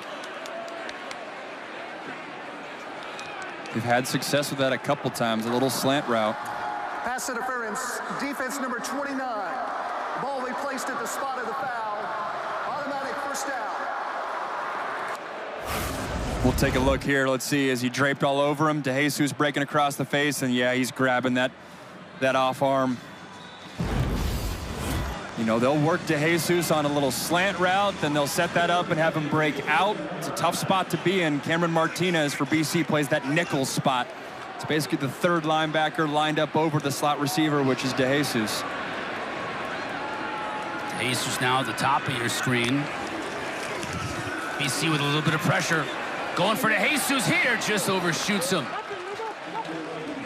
Coverage that time was outstanding by Max Tucker. Excellent coverage, and the pass rush. They got to JKS on that one. Hasn't been hit a lot today, but I do think that forced the errant throw. Credit the pass rush from BC. That was Q Hutchins, part of that crew that got in, forced a quick throw. Man, for a true freshman, JKS, he's big too. He mentioned to us, or I guess I was listening to a podcast about him needing to lose weight when he got to campus. Usually young quarterbacks are the exact opposite, but that's weight you like in terms of withstanding hits in the pocket. Johnson. Takes a big hit. Only picks up a couple. This will bring up 3rd and long. Quan Williams delivered that hit.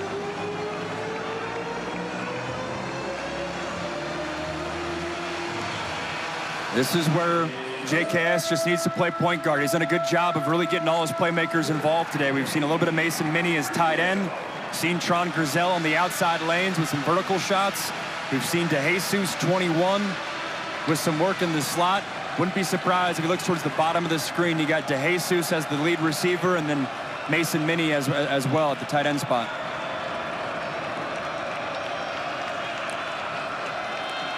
BC brings 4. Trying back shoulder again on the tight end. He's looking for a flag. He's not going to get it. Minnie was covered by Cunningham. Minnie can't believe it. Thought Cunningham had a little bit of his jersey.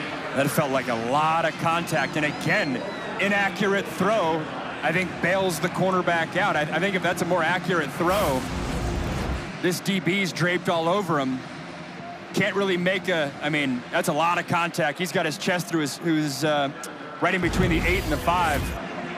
I think that easily could have been pass interference, but again, it wasn't the most accurate throw, so the DB gets off the hook. So for the second time, only the second time in this game, Michael Kern comes in to punt it away for Cal.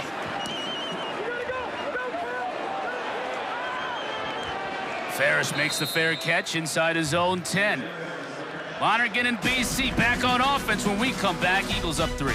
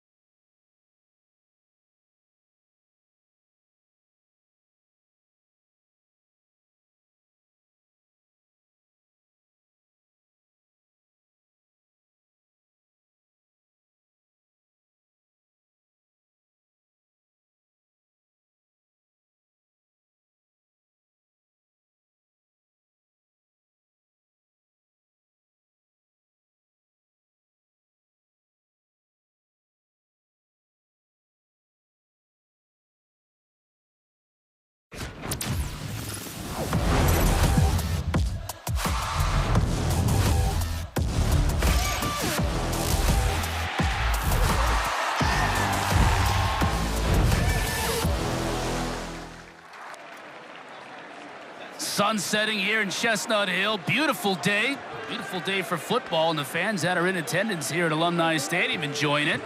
Parents Weekend here at Boston College. We've got a nice section of Cal fans, of course, in the corner as always, blue and yellow. They've enjoyed what they've seen so far as their team has given the favorite Boston College Eagles all they can handle. Now BC moves back 5 yards. How about this? We had one punt in the entire first half of this game combined. We've had 3 in a row now. Illegal snap by the offense. 5-yard penalty. First down. The defenses are settling in a little bit here. You get that feeling? Totally, yeah. First half was all about offense, kind of trading blows there, and then it really started with that last drive in the first half. The Cal defense felt like they found something. They forced BC to settle for a field goal, and then you said it, Chris. So far in this third quarter, been a defensive struggle.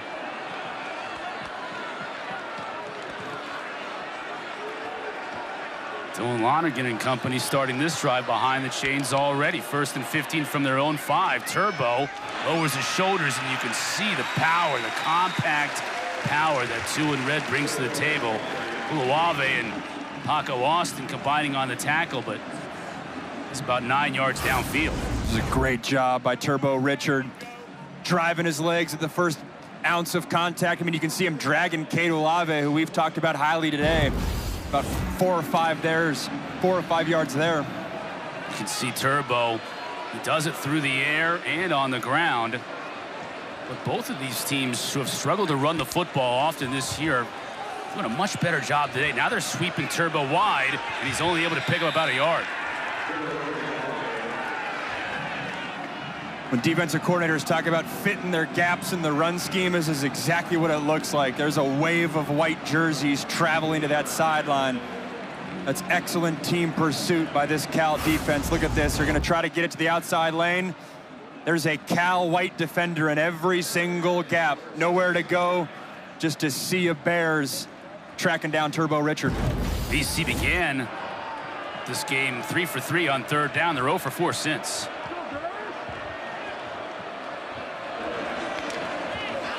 Lonergan to throw. Franklin can't hang on. Pass was a little bit behind him, just out of his reach. BC's going to have to punt. Really the first inaccurate throw we've seen from Dylan Lonergan. He wanted to put on the left shoulder of this receiver away from the defender, but just a little bit too far out there. Good chest match adjustment by Cal, too. They went a lot of zone there for that running back wheel route, forcing that throw, not letting the wheel route beat you, rather than man coverage. First 3 and out of the game for either team.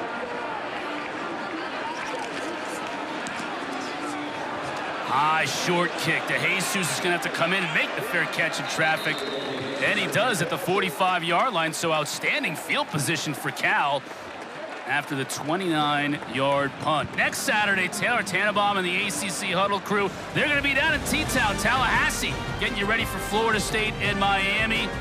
And the rest of week 6, a 2-hour pregame show begins at 10 o'clock Eastern, right here on the ACC Network and on the app. So Florida State going to have to bounce back after the loss at Virginia last night. It's really the first short field that Cal's had today. I wonder if Brian Harsin takes a shot on this drive. We'll start on the ground. Raphael steps his way through the defense. Good pickup of almost 5 on first down. And I say that comment because oftentimes when you're in this part of the field, it's that awkward 4-down territory, getting extra down. But man, this Cal running game has been effective today. Raphael has very much made his impact running the ball. He's got 75 yards on 15 carries to this point.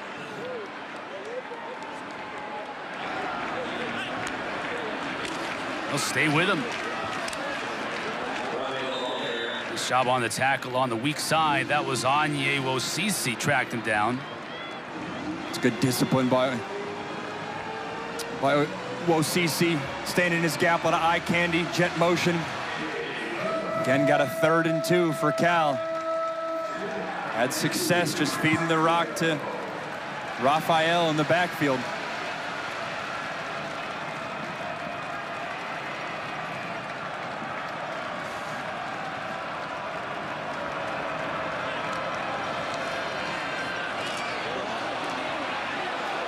Oh, took a big hit and stayed on his feet.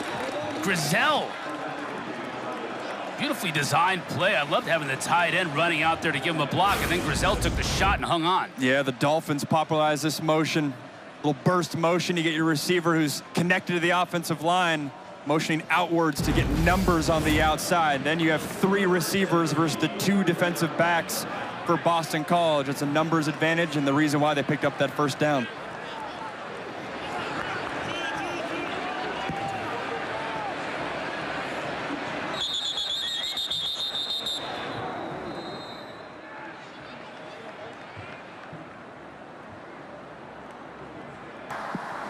The previous play is under further review. Suspect targeting foul.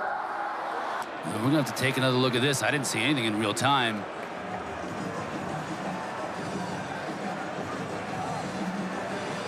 I did not either. When it is open field, the offensive player technically can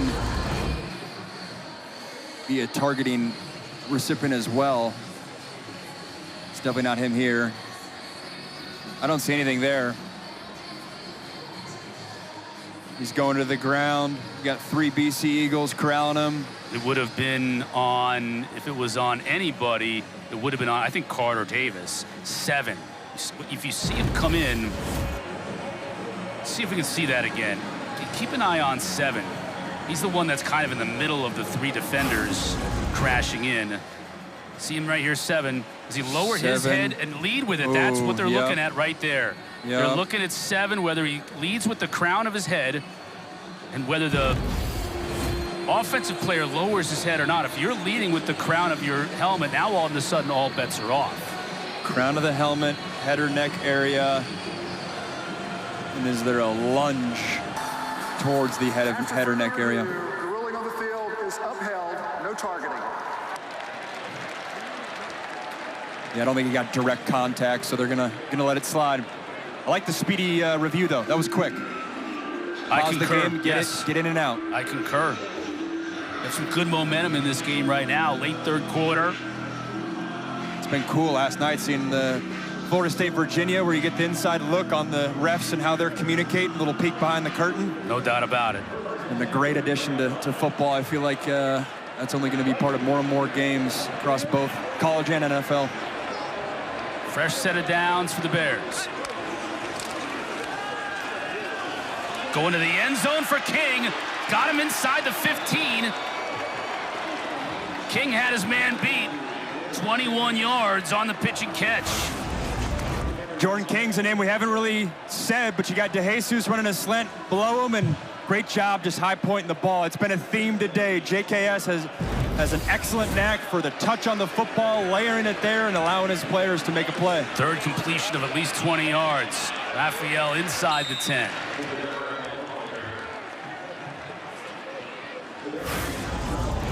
I mean, he's high pointing this thing. Jordan King using that 6'2" frame. When I say high point, that's saying that's going up and getting the ball at the highest point, so a smaller defender can't get involved there. If you let that ball get into your chest or you catch it in the cradle a little bit, that's a recipe for a safety or a corner getting his hand involved. It's excellent receiver work there. Could be watching the final play of this third quarter. Sangapolatelli to pass. Got pressure on the backside. Almost got his tight end. Mason Minnie couldn't bring it in one-handed. 9 seconds still remaining. In this third quarter, it'll be 3rd and 8. JKS is usually really accurate. Gets drifting to his left a little bit of that sidearm action. Just 6 inches away from that being a catch. Mason Minnie probably just thinking, man, I could have had a touchdown on my hands. Yeah, I think he runs in if he can make that grab, but can't. 3rd and 8. DeJesus in motion to the top of the screen. O'Brien got his workout in on that one, ran all the way down to the field to call a timeout. Didn't like what he was seeing defensively. Boston College. 30-second timeout, and it's the first of the second half. He is hot right now. He's working that juicy fruit gum too, man. He's been working that all quarter long, all game long, and he ran the length of the sideline to get that timeout. He's really unhappy with the way his team was set up.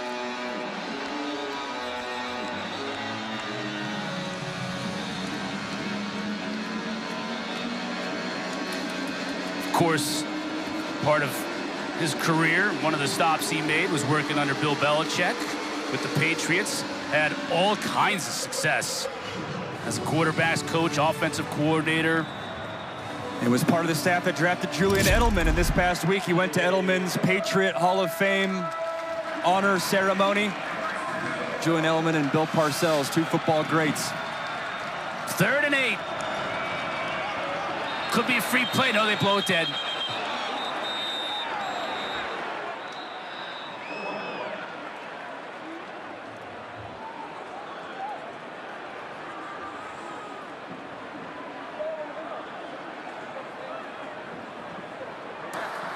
Offside.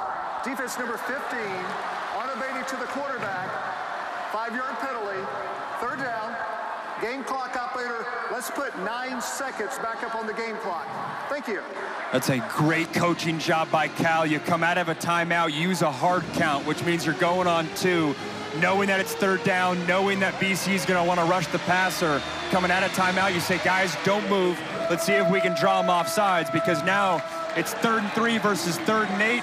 Night and day difference for the type of play calls you can get to. Raphael trying to sidestep a defender. The pile pushing it as close as they can to the goal line. Didn't get in. But it's really how close. Sangapolitelli under center. He'll give it to Raphael. Stopped! He won't get there. BC defense holds.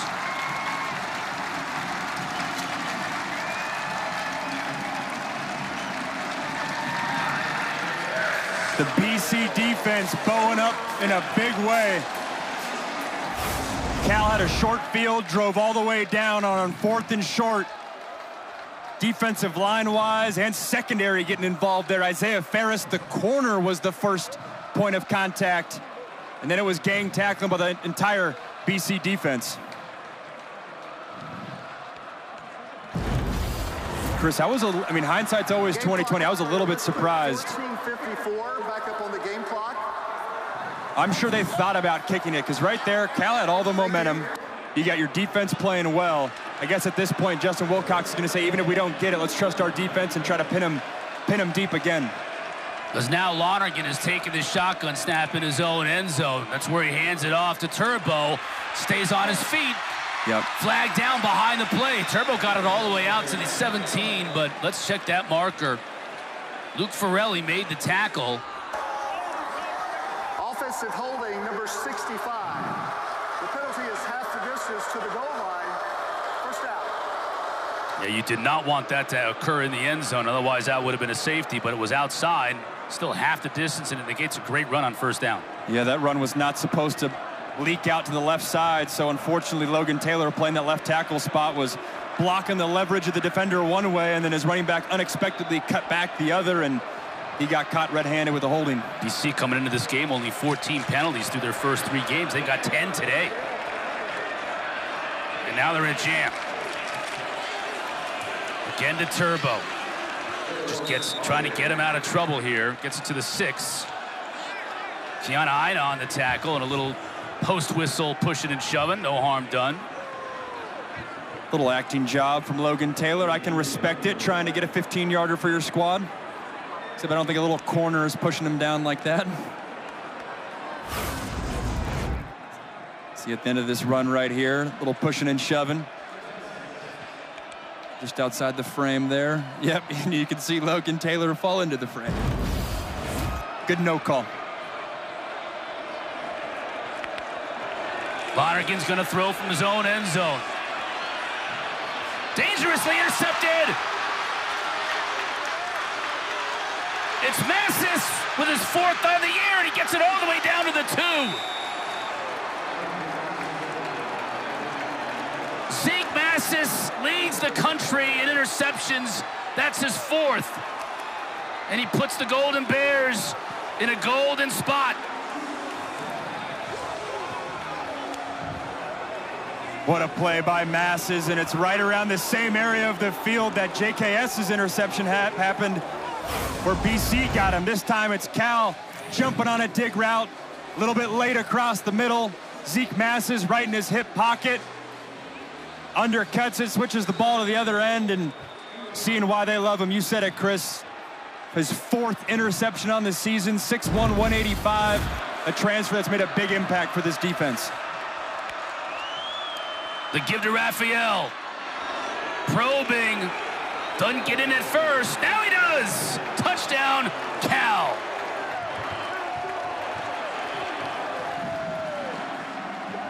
And much to the delight of their fans clad in blue and yellow in the corner, they've taken their first lead of the day here early in the 4th quarter.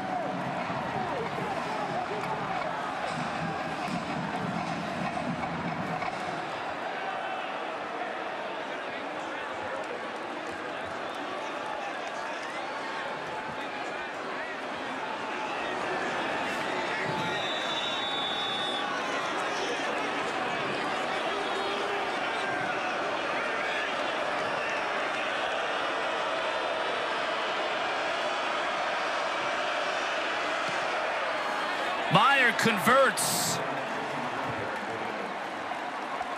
Cal was sleepwalking through the first part of this game. They were down 14-0. They fought hard offensively, defensively, special teams. Massis with his 4th pick on the year. And Raphael finishes it off.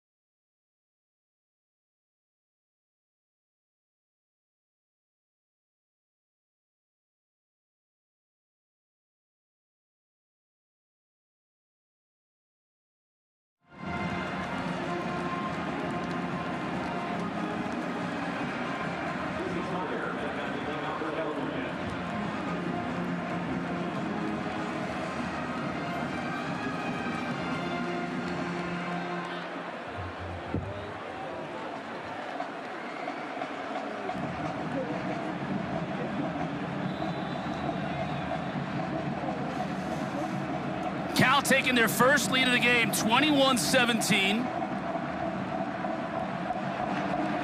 After the big turnover.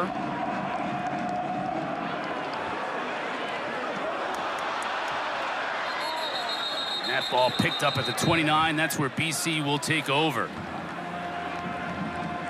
Zeke Massis, his 4th interception of the year, leads the country. He takes over for a guy in Noel Williams, who led the country last year with 7 picks on the year, part of 4 players drafted off this defense into the NFL. Williams is having a great start to his career with the Chiefs. And Noel Williams had about 7 picks through 2 months of football last year, and then they started throwing the other way and didn't really have much in November. But I mentioned it earlier, this is a defense that somewhat flies under the radar, but they're putting guys into the league, and especially at the secondary spot, safety and corner this past year, doing a lot of good things. Richard, watch out here. It's going to be a foot race. And he stays on his feet for the score. 71 yards. And the Cal lead was short-lived.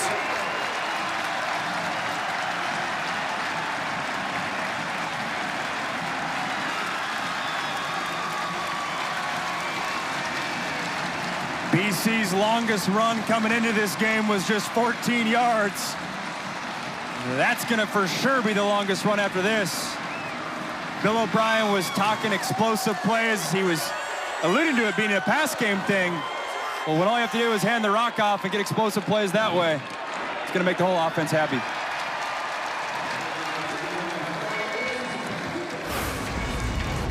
Well, the turbo kicked in here. It's nice patience, just a missed tackle by Olave in the hole, and it's off to the races for Richard. Breaks the tackle there, and you said it. It was a short-lived lead. Using that turbo, bursting through the hole, coming right at you for 6.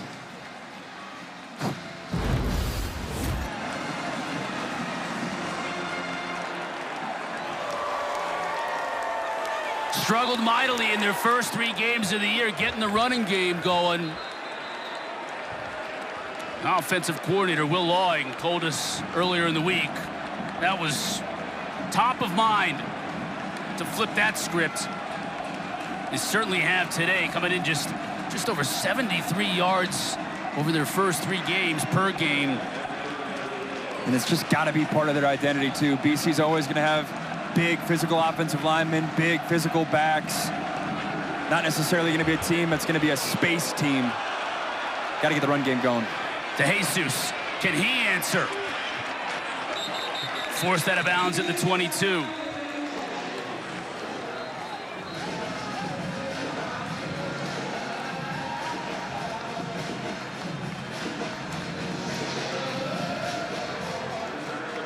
Fourth quarter's been wild. Third quarter, we had all those punts. So it been about, what, like 90 seconds? Yeah, they got a whole first fourth quarter summary card, 90 seconds. Now it's time for the answer from the freshman. This is where his demeanor, calm, cool, and collected, has to be a strength.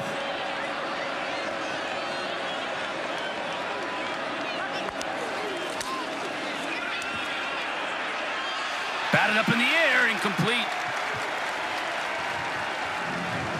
Faber Bate got a hand on it. Bate looks like a man on a mission there. Yeah, and it's tough for a left-handed quarterback to roll to your right because you got to twist your hips like he's doing right there. You can't stay on the run as easily. But credit Bate being that edge rusher right in his face, knowing that's what they like to do. BC, a lot of different edge rushers that they're playing, especially after this bye week when some young guys popped.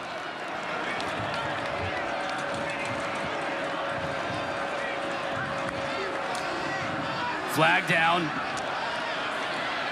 Grizel making the catch, dropped right there by Cunningham. Let's check the marker.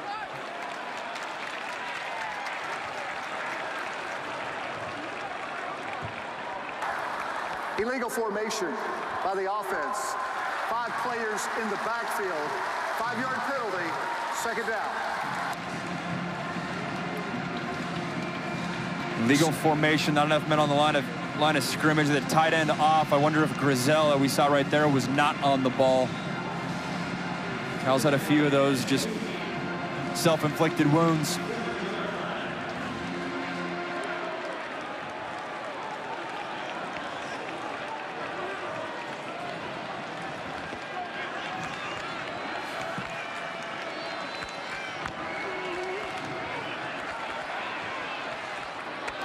Grizel making that catch. Spun down at the 27 by Ferris.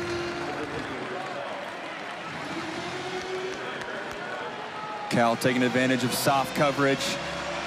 JKS doing a nice job getting the ball out of his hands, finding his one-on-one matchup, and he's going to have to do the same thing here, 3rd and 5. If I'm Cal and I have a weapon like Jacob DeJesus in the slot, he's got to be part of some option route, some rub route, get those linebackers and safeties thinking about where number 21 is. And that's exactly what Cal's thinking. He's lined up in the backfield.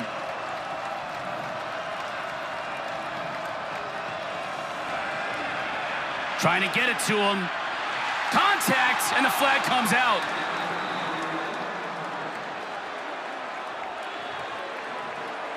Martinez got out there in coverage. Pass interference, defense, number 29. The ball will be placed at the spot of the foul. Automatic first down. He got there, just a contact before the ball got there. He didn't get his eyes back either. BC doesn't like the call. There was a little bit of a push, and the push was exaggerated because DeJesus jumped, so he had no weight on the ground. It's a bang-bang call, but I do think it's a good call. DeJesus is going to jump, so the push looks worse than it actually is. Again, I want to sound like a broken record, but again, an accurate back shoulder throw is forcing the DB to get his head around. If he doesn't and makes contact, you're going to get that call every time. That pass low, incomplete, was forward.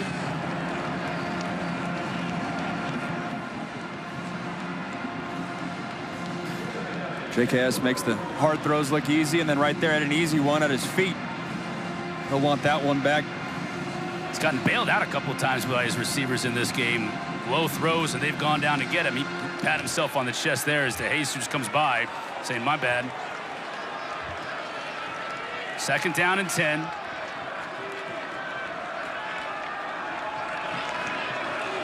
They'll keep it on the ground. Raphael dancing his way to open territory inside of BC territory. Tackled at the 48. Davison Cunningham making the stop, but 18 yards downfield. It's an excellent job by Raphael, just picking his way through that defensive line, quickly getting up on the 2nd level linebackers, making that first guy miss, and then he just slithers his way through there. He has really shown up today, taking a lot of pressure off his young quarterback's shoulders, and it's been effective.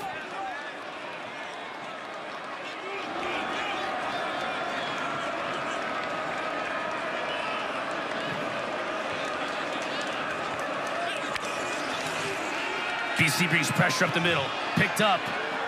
Almost a sensational catch by Grizel. Cunningham in coverage, but Grizel just a little bit out of bounds. Couldn't bring it in. It's been their favorite route. That little jump ball. Been saying the term high point a lot. Trust your big body receiver just a little bit too far outside his frame.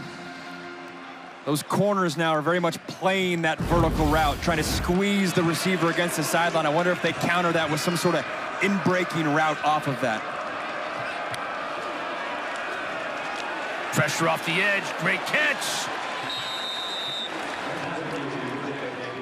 Looks like DeJesus is going to be just shy of that 1st down.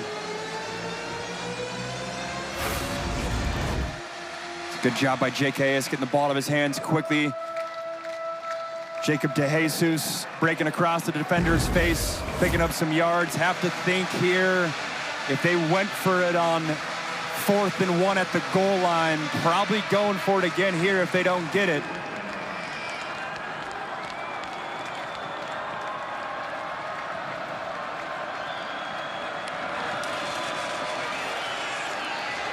They'll get it.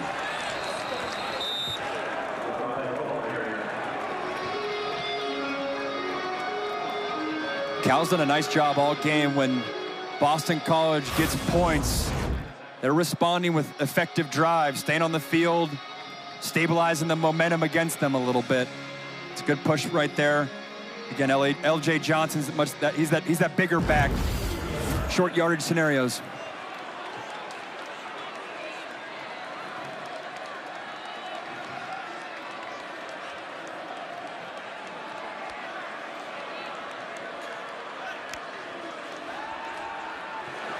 Rolling to his left, just overshoots Jordan King.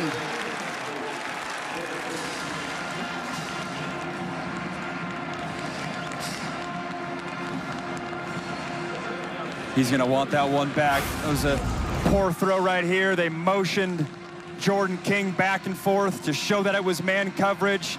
They're dialing up 4 in the slot, and just an inaccurate throw. JKS has been hit a couple times in these recent drives. Wonder if that pressure's getting to him a little bit.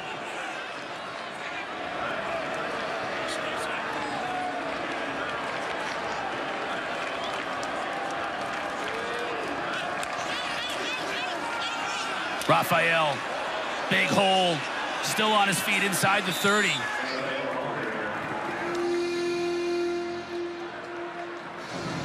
He's gone over 100 yards. And when that interior of the offensive line's working, it's a luxury, because Boston College is standing up a lot of defenders trying to confuse the young quarterback, but when you can hand it off to number 1 and he's picking up gains, it's awfully effective. And have to think that's got to be the mindset again here on 3rd and short.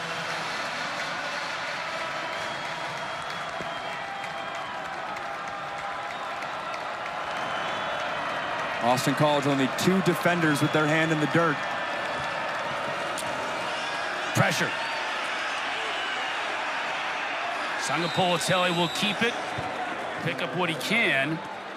It's going to be right by the marker. It's going to be a little shy. Yeah, it's a little bit of a rookie mistake, too. As a quarterback, you're always taught when you're going out of bounds, stretch the ball out a little bit. Give yourself that extra 2 feet, because that 2 feet very well could be the difference. It was on this spot.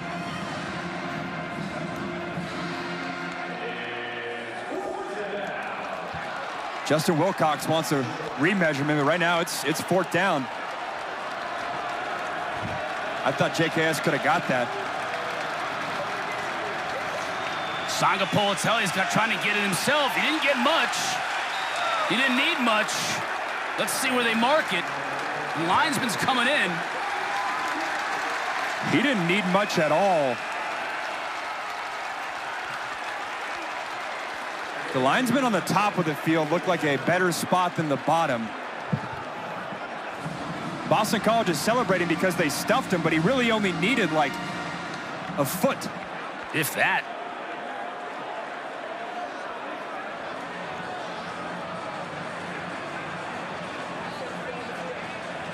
O'Brien doesn't like the spot. He's complaining about the spot.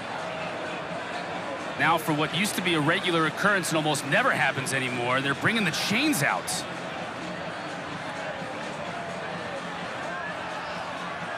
Didn't get it. Second time in this 4th quarter that Cal has been denied on 4th and short.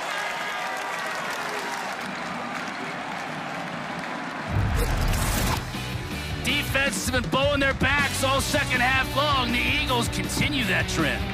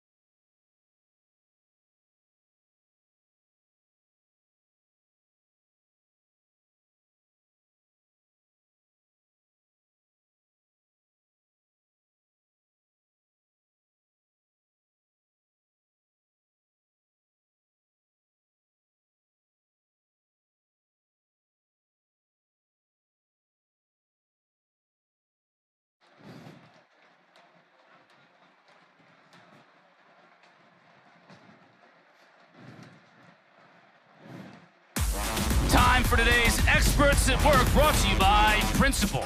We've been talking about the quarterbacks all day for BC. Dylan Lonergan done some good things early on in that first quarter, getting the ball out of his hands quickly, getting into the hands of his playmakers. His legs got involved for the first touchdown of this game. And then Duran Cave Sangapolatelli also getting involved.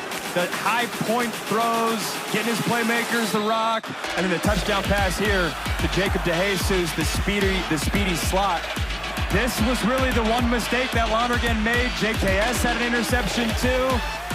But then right after this, which ultimately set up a Cal scoring drive, his buddy Turbo Richard went for a home run shot, run for BC to again take the lead in this ball game. BC taking over here after the defense stuffed Cal's offense.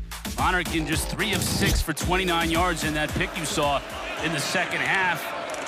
Only 4 first downs for this offense for the entire second half. It's really been that Turbo Richard run that got him the lead back, but that's been almost all of their offense here in the second half.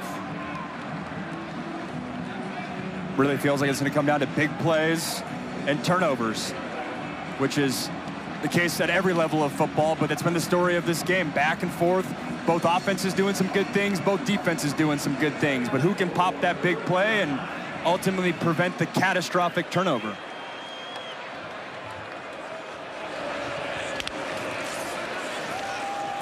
Turbo. Shy of the first down by about 1.5 yards. Stanley Soloway McKenzie on the tackle. If you're Boston College, you would love nothing more than with 7:20 on the clock, up a field goal, can you put together a drive that bleeds a lot of clock?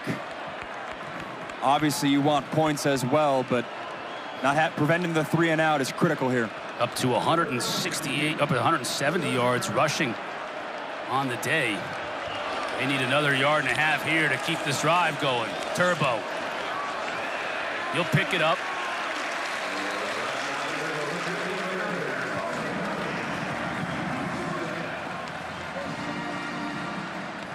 And on vice versa on the Cal side too.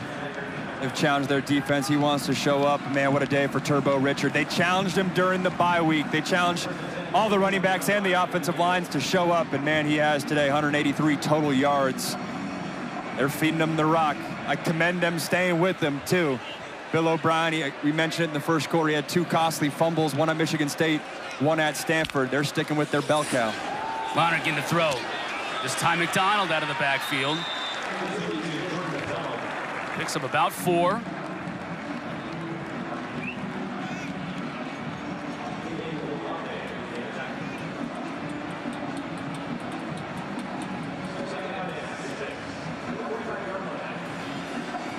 Clock is just ticking down now inside of 6.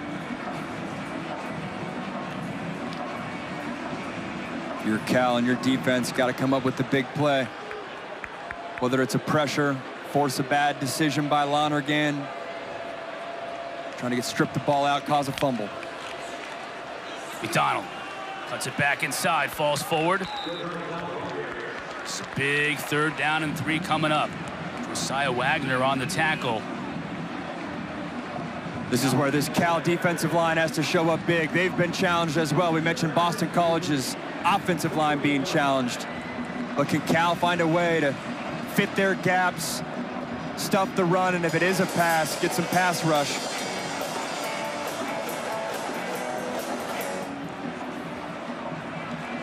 Uluave, the captain. Been a lot of running back wheel routes in this scenario. Do they do it again? Yes, they do. Bring back some pressure. Richard couldn't handle it. As Lonergan had to get rid of it quickly. Massis in coverage. That is an excellent job by Justin Wilcox and his defensive staff, Terrence Brown. They've been throwing these wheel routes all day long. This is the first time in the game they've had the corner trigger on that wheel route. They've been watching the tape. They've been watching the flow of this game. That's an excellent counter by that defensive staff, knowing what's coming and getting one of your best players on defense, Massis, involved to make a play. Florio to kick. The Jesus with the fair catch at the 12 makes it. And with 4:48 left to go, Sagapolatelli will come back on.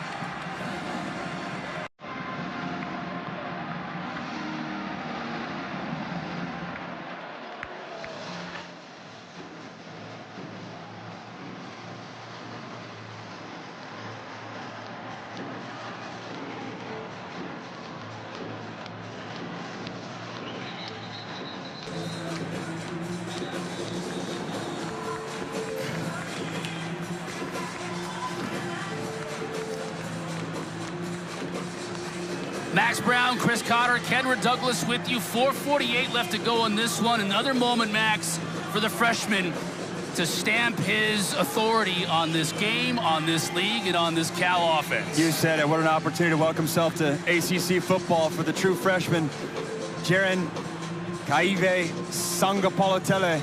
Opportunity to lead his team down by 3. The mindset's just got to be get completions. Don't have to get it all back in once.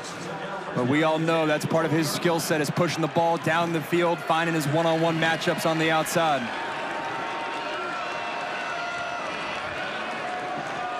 DeJesus in motion. The slot in the top of the field. Sangapolatele over the middle, hits King. Takes what the defense gives him. That's 10 yards and a first down. I really like King. We hadn't really talked much about him going into the game, but he's a bigger body receiver. I mean, right there, they were lining him up as a really H-back tight end type of position. Can do the slot as well. These weapons for Cal, I think coming out of this game, they learned a lot about their receiver unit.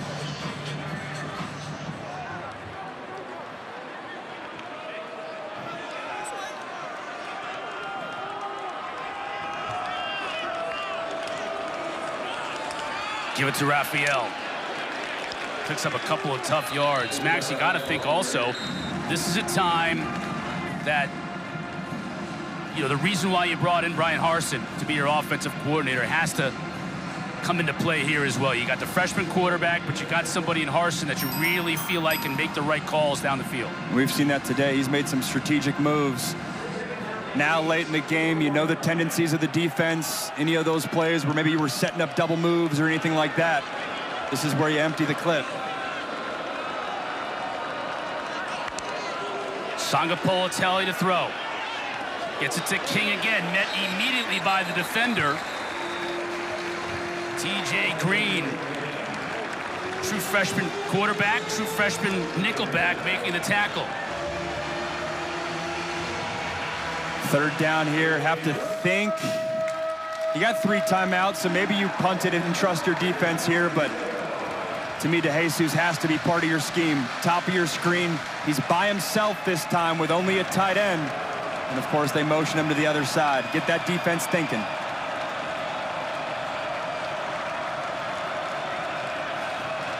Sangapolatele changing it up. Play clock at 4. Rolls the pocket to his right side. Strike to King. All week long, we hear from the BC defense, got to make him roll to his right. And what does he do? Puts it on the number. And he dialed up his own number. This is a young quarterback audibling the protection at the line of the scrimmage, saying, hey, I'm going to roll to my right. Offensive line slide to the left. That's elite quarterback play right there from a youngster. Game on the line, crowds loud. You change the protection, you get it in, and you find a completion on 3rd down. Running it. Raphael bounces it outside. Stiff arms the defender. Flag down way behind the play as Omar Thornton drove him out of bounds after a gain of 11, but let's check that marker.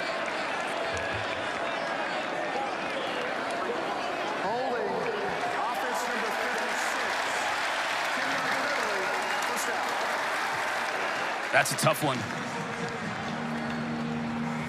Justin Wilcox is frustrated, to say the least. That's a couple times where, you know, you love the cutting ability of Raphael, but he does it so aggressively. I almost wonder if, nah, you can't. That's still go the side of the football that you're planning to go to. Can't the defense? If the defender's in front of you, can't be grabbing his horse collar. 1st and 20. Sangapolatele to throw. Steps up. Almost intercepted. Quan Williams hits Sangapolatele, and Owen McGowan almost came up with the fluttering football in the middle of the field. It's an excellent job by the Boston College defensive line, getting pressure with just 4 defenders. Flushing JKS to his left. Credit this defensive line, holding their gaps. Right there in the middle, big 55, Quan Williams. Lucky that wasn't picked. Very lucky that wasn't picked. 2nd forever here.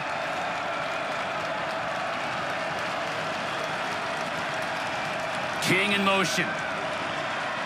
Sangapolatele has time. Grizel makes the catch. Ferris on the tackle. 2-minute timeout. Big third down coming up.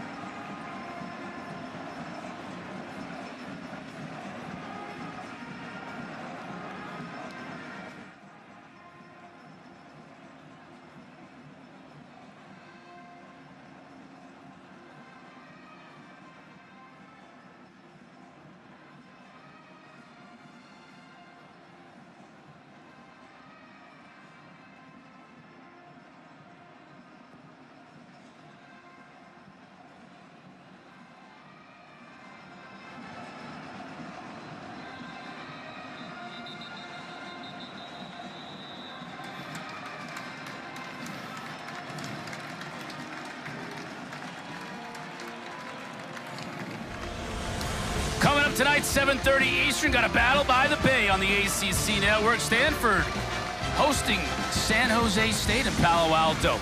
Not only is it on the ACC Network, but also on the ESPN app. Gorgeous shot of the Charles River. Boston, beautiful night, sunset. We got a beautiful finish to a football game here. Cal hopes they can extend this drive. It's obviously 4-down territory coming out of the 2-minute timeout, but it's 3rd and 11 here.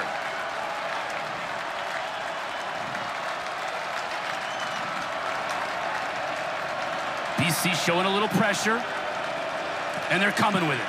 Sangapolatelli gets rid of it. Knocked up in the air, incomplete. Isaiah Ferris defending on the play.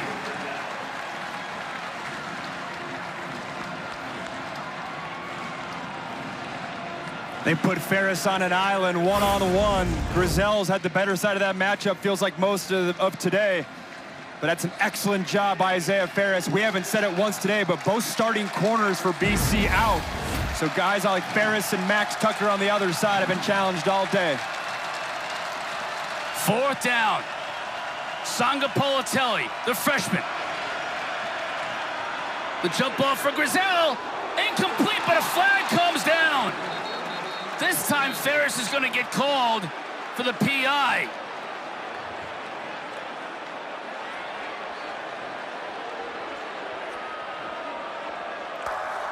Pass interference, defense, number 15. 15-yard penalty, automatic, first down.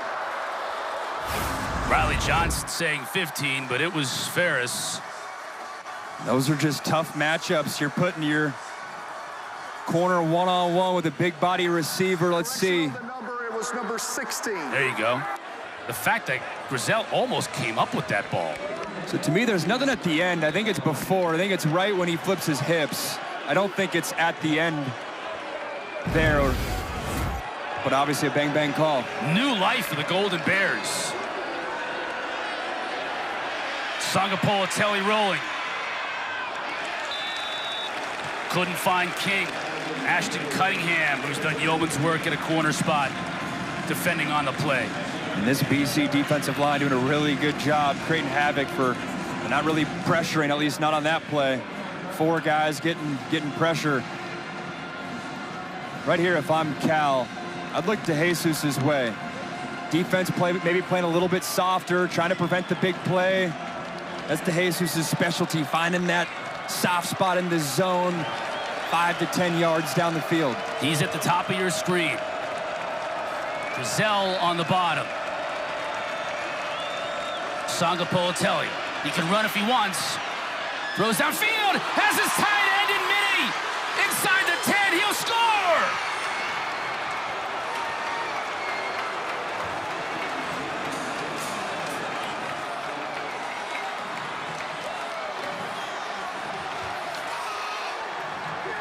JKS loves rolling to his left, or at least getting flush to his left.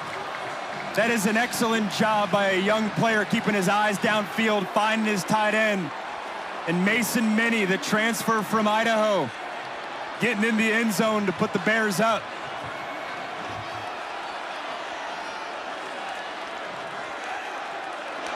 Meyer with a big PAT to make the advantage 4. And he hits it. 51 yards. The strike to Mason Minnie. For a young quarterback to navigate the pocket, got every temptation to tuck it and run it. He says, nah, I'm a pocket passer. Keeps his eyes downfield, rips a tight spiral through every layer of the defense. And he had to know it right when it left his fingertips, putting it on a spot and allowing his tight end to go do something with it. It is so impressive that this Cal team puts the keys in JKS's hand, says go win us a game. There's no sense of him being a young guy. There's no sense of we got to protect him, or we're worried about him, or we only can call certain plays. They feel like they have an absolute baller as their signal caller. He's shown that through the first month of the season. That man right there thinks he's got one too, and there's still a minute and a half left to go in this game. And as we said when Sangapolatelli took the field, we'll say it again when Lonergan takes the field. An opportunity for him to put his stamp on this program early.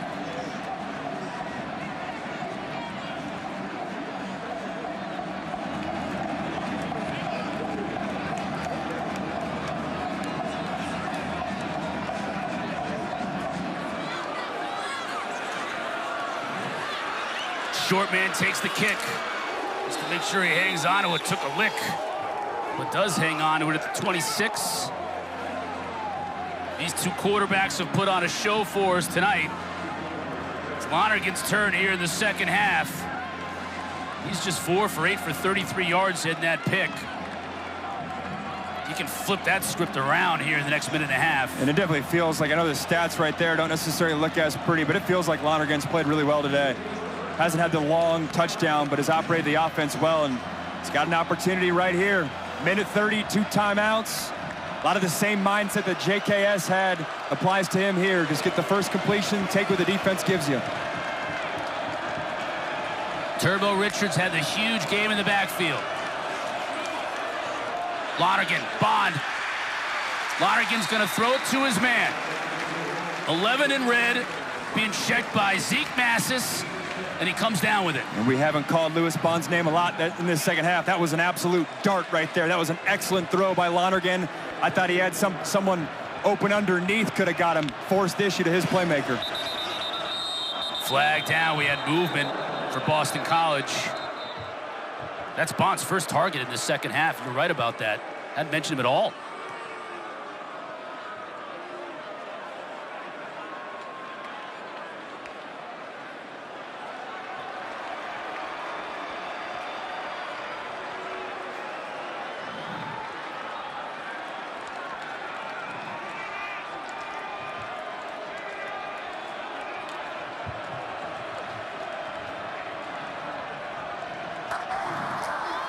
Start.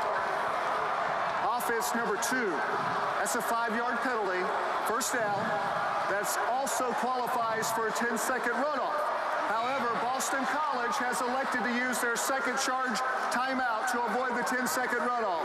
So 30-second timeout, Boston College. That is the 13th penalty for 105 yards against BC today. I'm a little confused. I would rather have 2 timeouts in 63 seconds than 1 timeout in 73 seconds. Unless he just wanted to regroup his guys, that to me doesn't make sense. That must be it. He wants to regroup his guys, must feel like they're disoriented after that penalty, not getting lined up. I'm just impressed with the math. Those 3 degrees you've got hanging on the wall. Right after I said that last week, I had my college group chat, like, nice flex, Max. I was like, I wasn't flexing. Connor teed it up for me. I'm no brainiac. I just was in college year-round for 5 years at 2 different schools. You just show up to class and get a degree at the end of the day. And at the end of this day, it's 1 timeout right now. And we'll be back at Pitt next week, too. It'll be a little bit of a homecoming. We will. We'll have BC at Pitt next week. BC hoping to get back in the win column before we get into the Steel City. Lonergan, tight end, watch out here. Took a big hit. Held on to the ball, but didn't make much of a gain. Wagner on the hit. That was a big hit because it keeps the clock rolling. And now that BC's behind the sticks, Cal will give that to them all day. The underneath stuff and then rally to make a tackle. Lonergan. Again, his Chudzinski makes the catch out of bounds. And now we've got a big play here. That's a nice job by Chudzinski for a true freshman to get popped like that on the play before, and then you respond with getting a catch and your feet in bounds. Good job of the young tight end. 3rd down and 3 with under a minute left.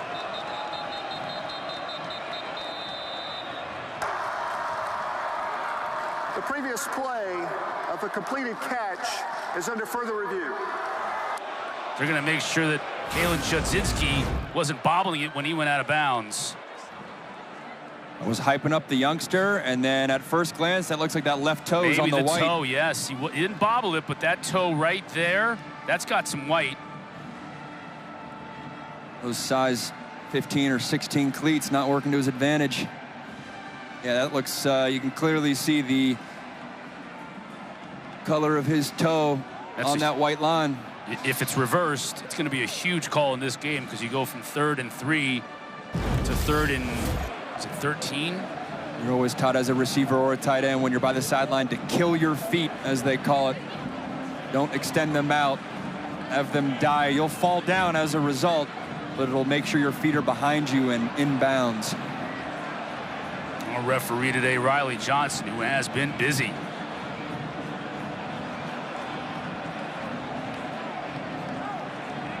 Concert with our replay official.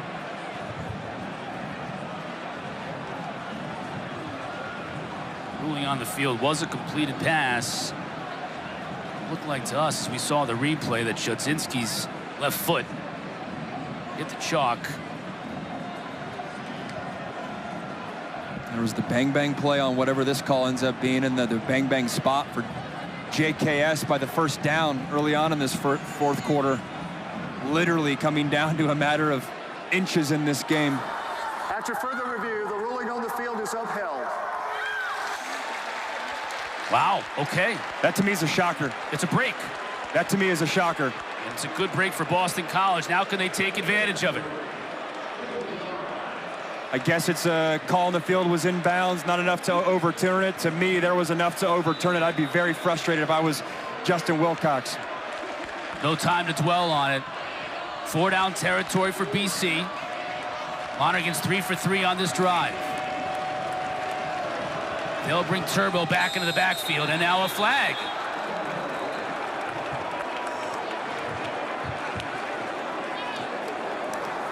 Prior to the snap, false start. Offense, number 79. 5-yard penalty, 3rd down. And you can understand Coach O'Brien's frustration. These are unforced errors. And it just totally changes the page of the playbook that you're on, going from 3rd and 3 to 3rd and 8. 3rd and 3, you very well could run it, whole playbook open. 3rd and 8, pretty much have to pass it, but you have to pass it with under a minute left. Lonergan to throw. Looking for Bond. Overthrows him. Once again, Wagner in coverage. He's done a nice job from his nickel spot. In coverage all afternoon long. He has. That's a tough assignment on Lewis Bond. Here we go, 4th and 8.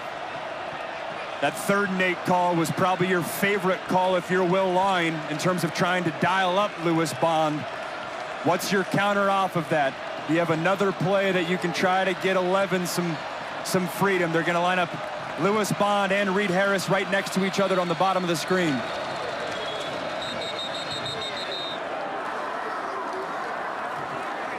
Second timeout. Cal.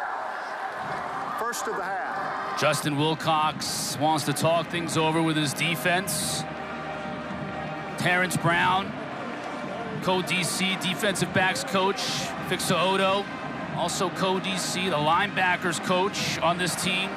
So Odo is down on the field. Brown is up in the booth. Here you see Coach Brown far right. Makes the defensive calls. I was the scout team quarterback at USC for a few years against Justin Wilcox as our defensive coordinator, and his DNA is to bring pressure. If BC doesn't spread him out wide, I'd expect him to bring some exotic pressure and try to force the ball to the hands quickly. Bill O'Brien knows that, so they're going to go empty, harder to pressure an offense when they're in an empty formation. 4th down and 8. Lonergan, pressure comes, gets rid of it, has Bond. It'll be a 1st down for the Eagles.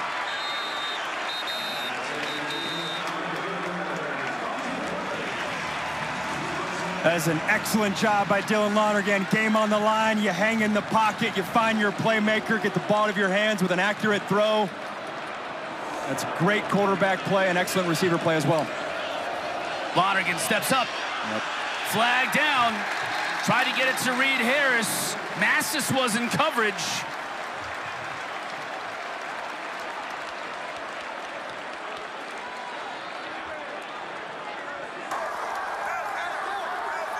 Pass interference, defense, number 5. Ball was placed at the spot of the foul. Automatic 1st down.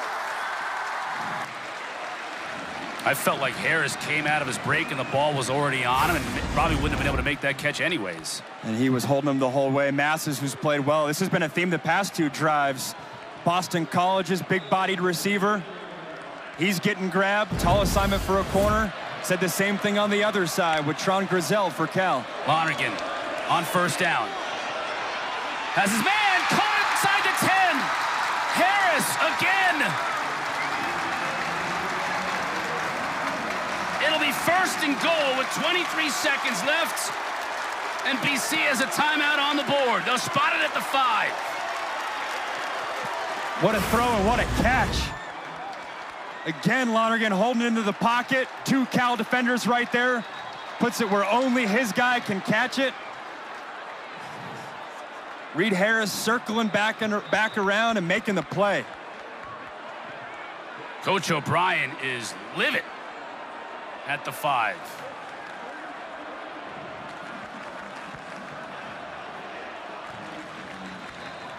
Game clock operator, let's put 23 seconds back up on the game clock and start it on the snap of the football. BC's got the 1 timeout. Lonergan 5 for 6 for 68 yards on this drive. Take another look at this catch too. Reed Harris, excellent job coming down with that thing. Check that, going right to the play. Clock will start on the snap. BC's got the 1 timeout. Turbo's in the backfield with Lonergan. Lonergan to throw. Looking in the end zone. Incomplete. Harris had it. He couldn't hold the catch through the ground as Olave was in coverage. He had it, hit the ground, the ball popped up. And it was close. It was Cam Sidney who kind of ignored the football and just put a hit straight on Reed Harris. He didn't complete the catch, though. Bobbling it all the way through. Man, they love these wheel routes. 20 seconds left, 1 timeout. You could try to run the ball. Had a lot of success through the air this drive, though. More whistles. Again, Cal defensively wants a timeout. Timeout, Cal. 30-second timeout. Game clock operator, let's put 20 seconds back up on the game clock. Thanks.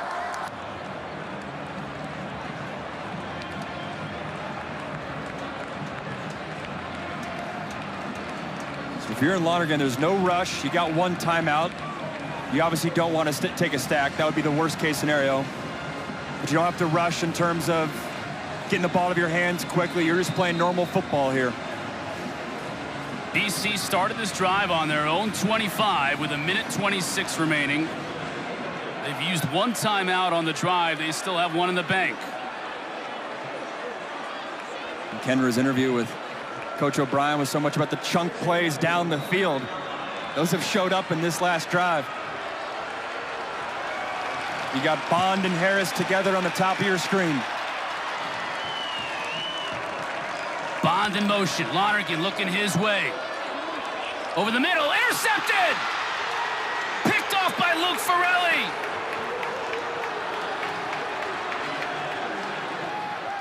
Flags all over the place as Cal celebrates.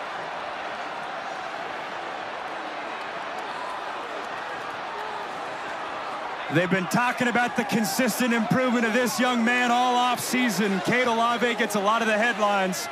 Luke Farrelly reading the QB's eyes, stepping in front of that passing lane and coming up with a huge pick. He'll read the eyes of Lonergan. Linebacker right in the middle of the field, steps in front of it, comes down with it. After the play was over, unsportsmanlike, number 41 on the intercepting team. The penalty is half the distance to the goal line. First down, Cal. That'll be a 1-yard penalty as Farrelly chucked the pigskin. And that is number 41's first unsportsmanlike conduct foul of the game. What a great moment for him, too. This Cal defense brought in linebackers to compete with him. Taggart from BYU, Boom Jock from Colorado State, but the redshirt freshman who's really coming along, homegrown guy, beat those guys out. And we're also seeing why that penalty was catastrophic. You would normally knee it, can't do that here. Sangapolitelli, now we get moving on the Cal offensive line. We'll move it an inch or so closer. Offense, number 55. Penalty is half the distance to the goal line. Still first down. So you can't take a knee. A safety doesn't lose you this ball game. What does lose you this ball game is a botched exchange and a potential touchdown for BC. That's your biggest concern right here. Make sure you get this snap. I would imagine you do a quarterback sneak, and that defensive tackle, I'm doing whatever I can to dislodge that snap. More movement. False start. Offense, number 54. Half the distance to the goal line. Still first down. Move it another inch closer to the goal line. I'm sure those defensive linemen are barking, all hugged up in the A gap. Got to get this clean exchange. I've never seen an offensive line. All guys are in the end zone.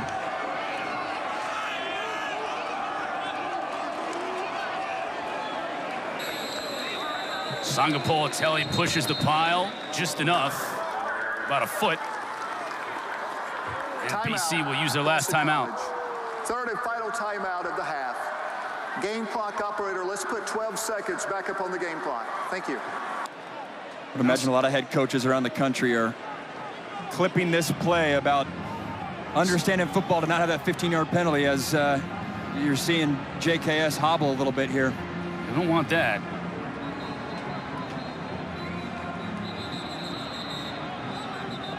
But you also don't want to put in, nothing against Devin Brown, but you don't want to put in a quarterback who's hadn't taken a snap since the first half. Yep. And just one snap at that in the game in this moment under center. So Sangapolitelli will come back in. He can handle this one snap. It'll be a huge road win for Cal.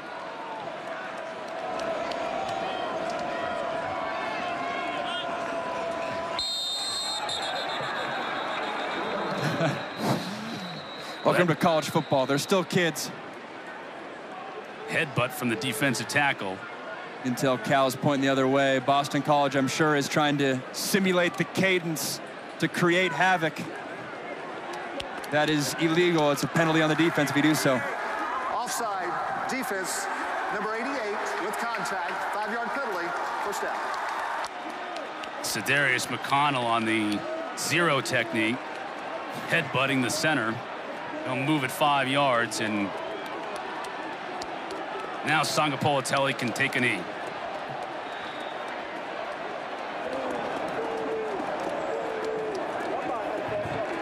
What a game, back and forth.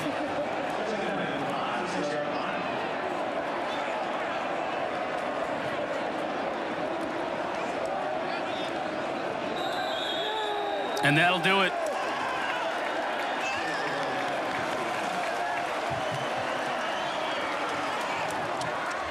What a game. Saw a little bit of everything. Credit that man right there, Luke Ferrelli, with the game-clinching interception.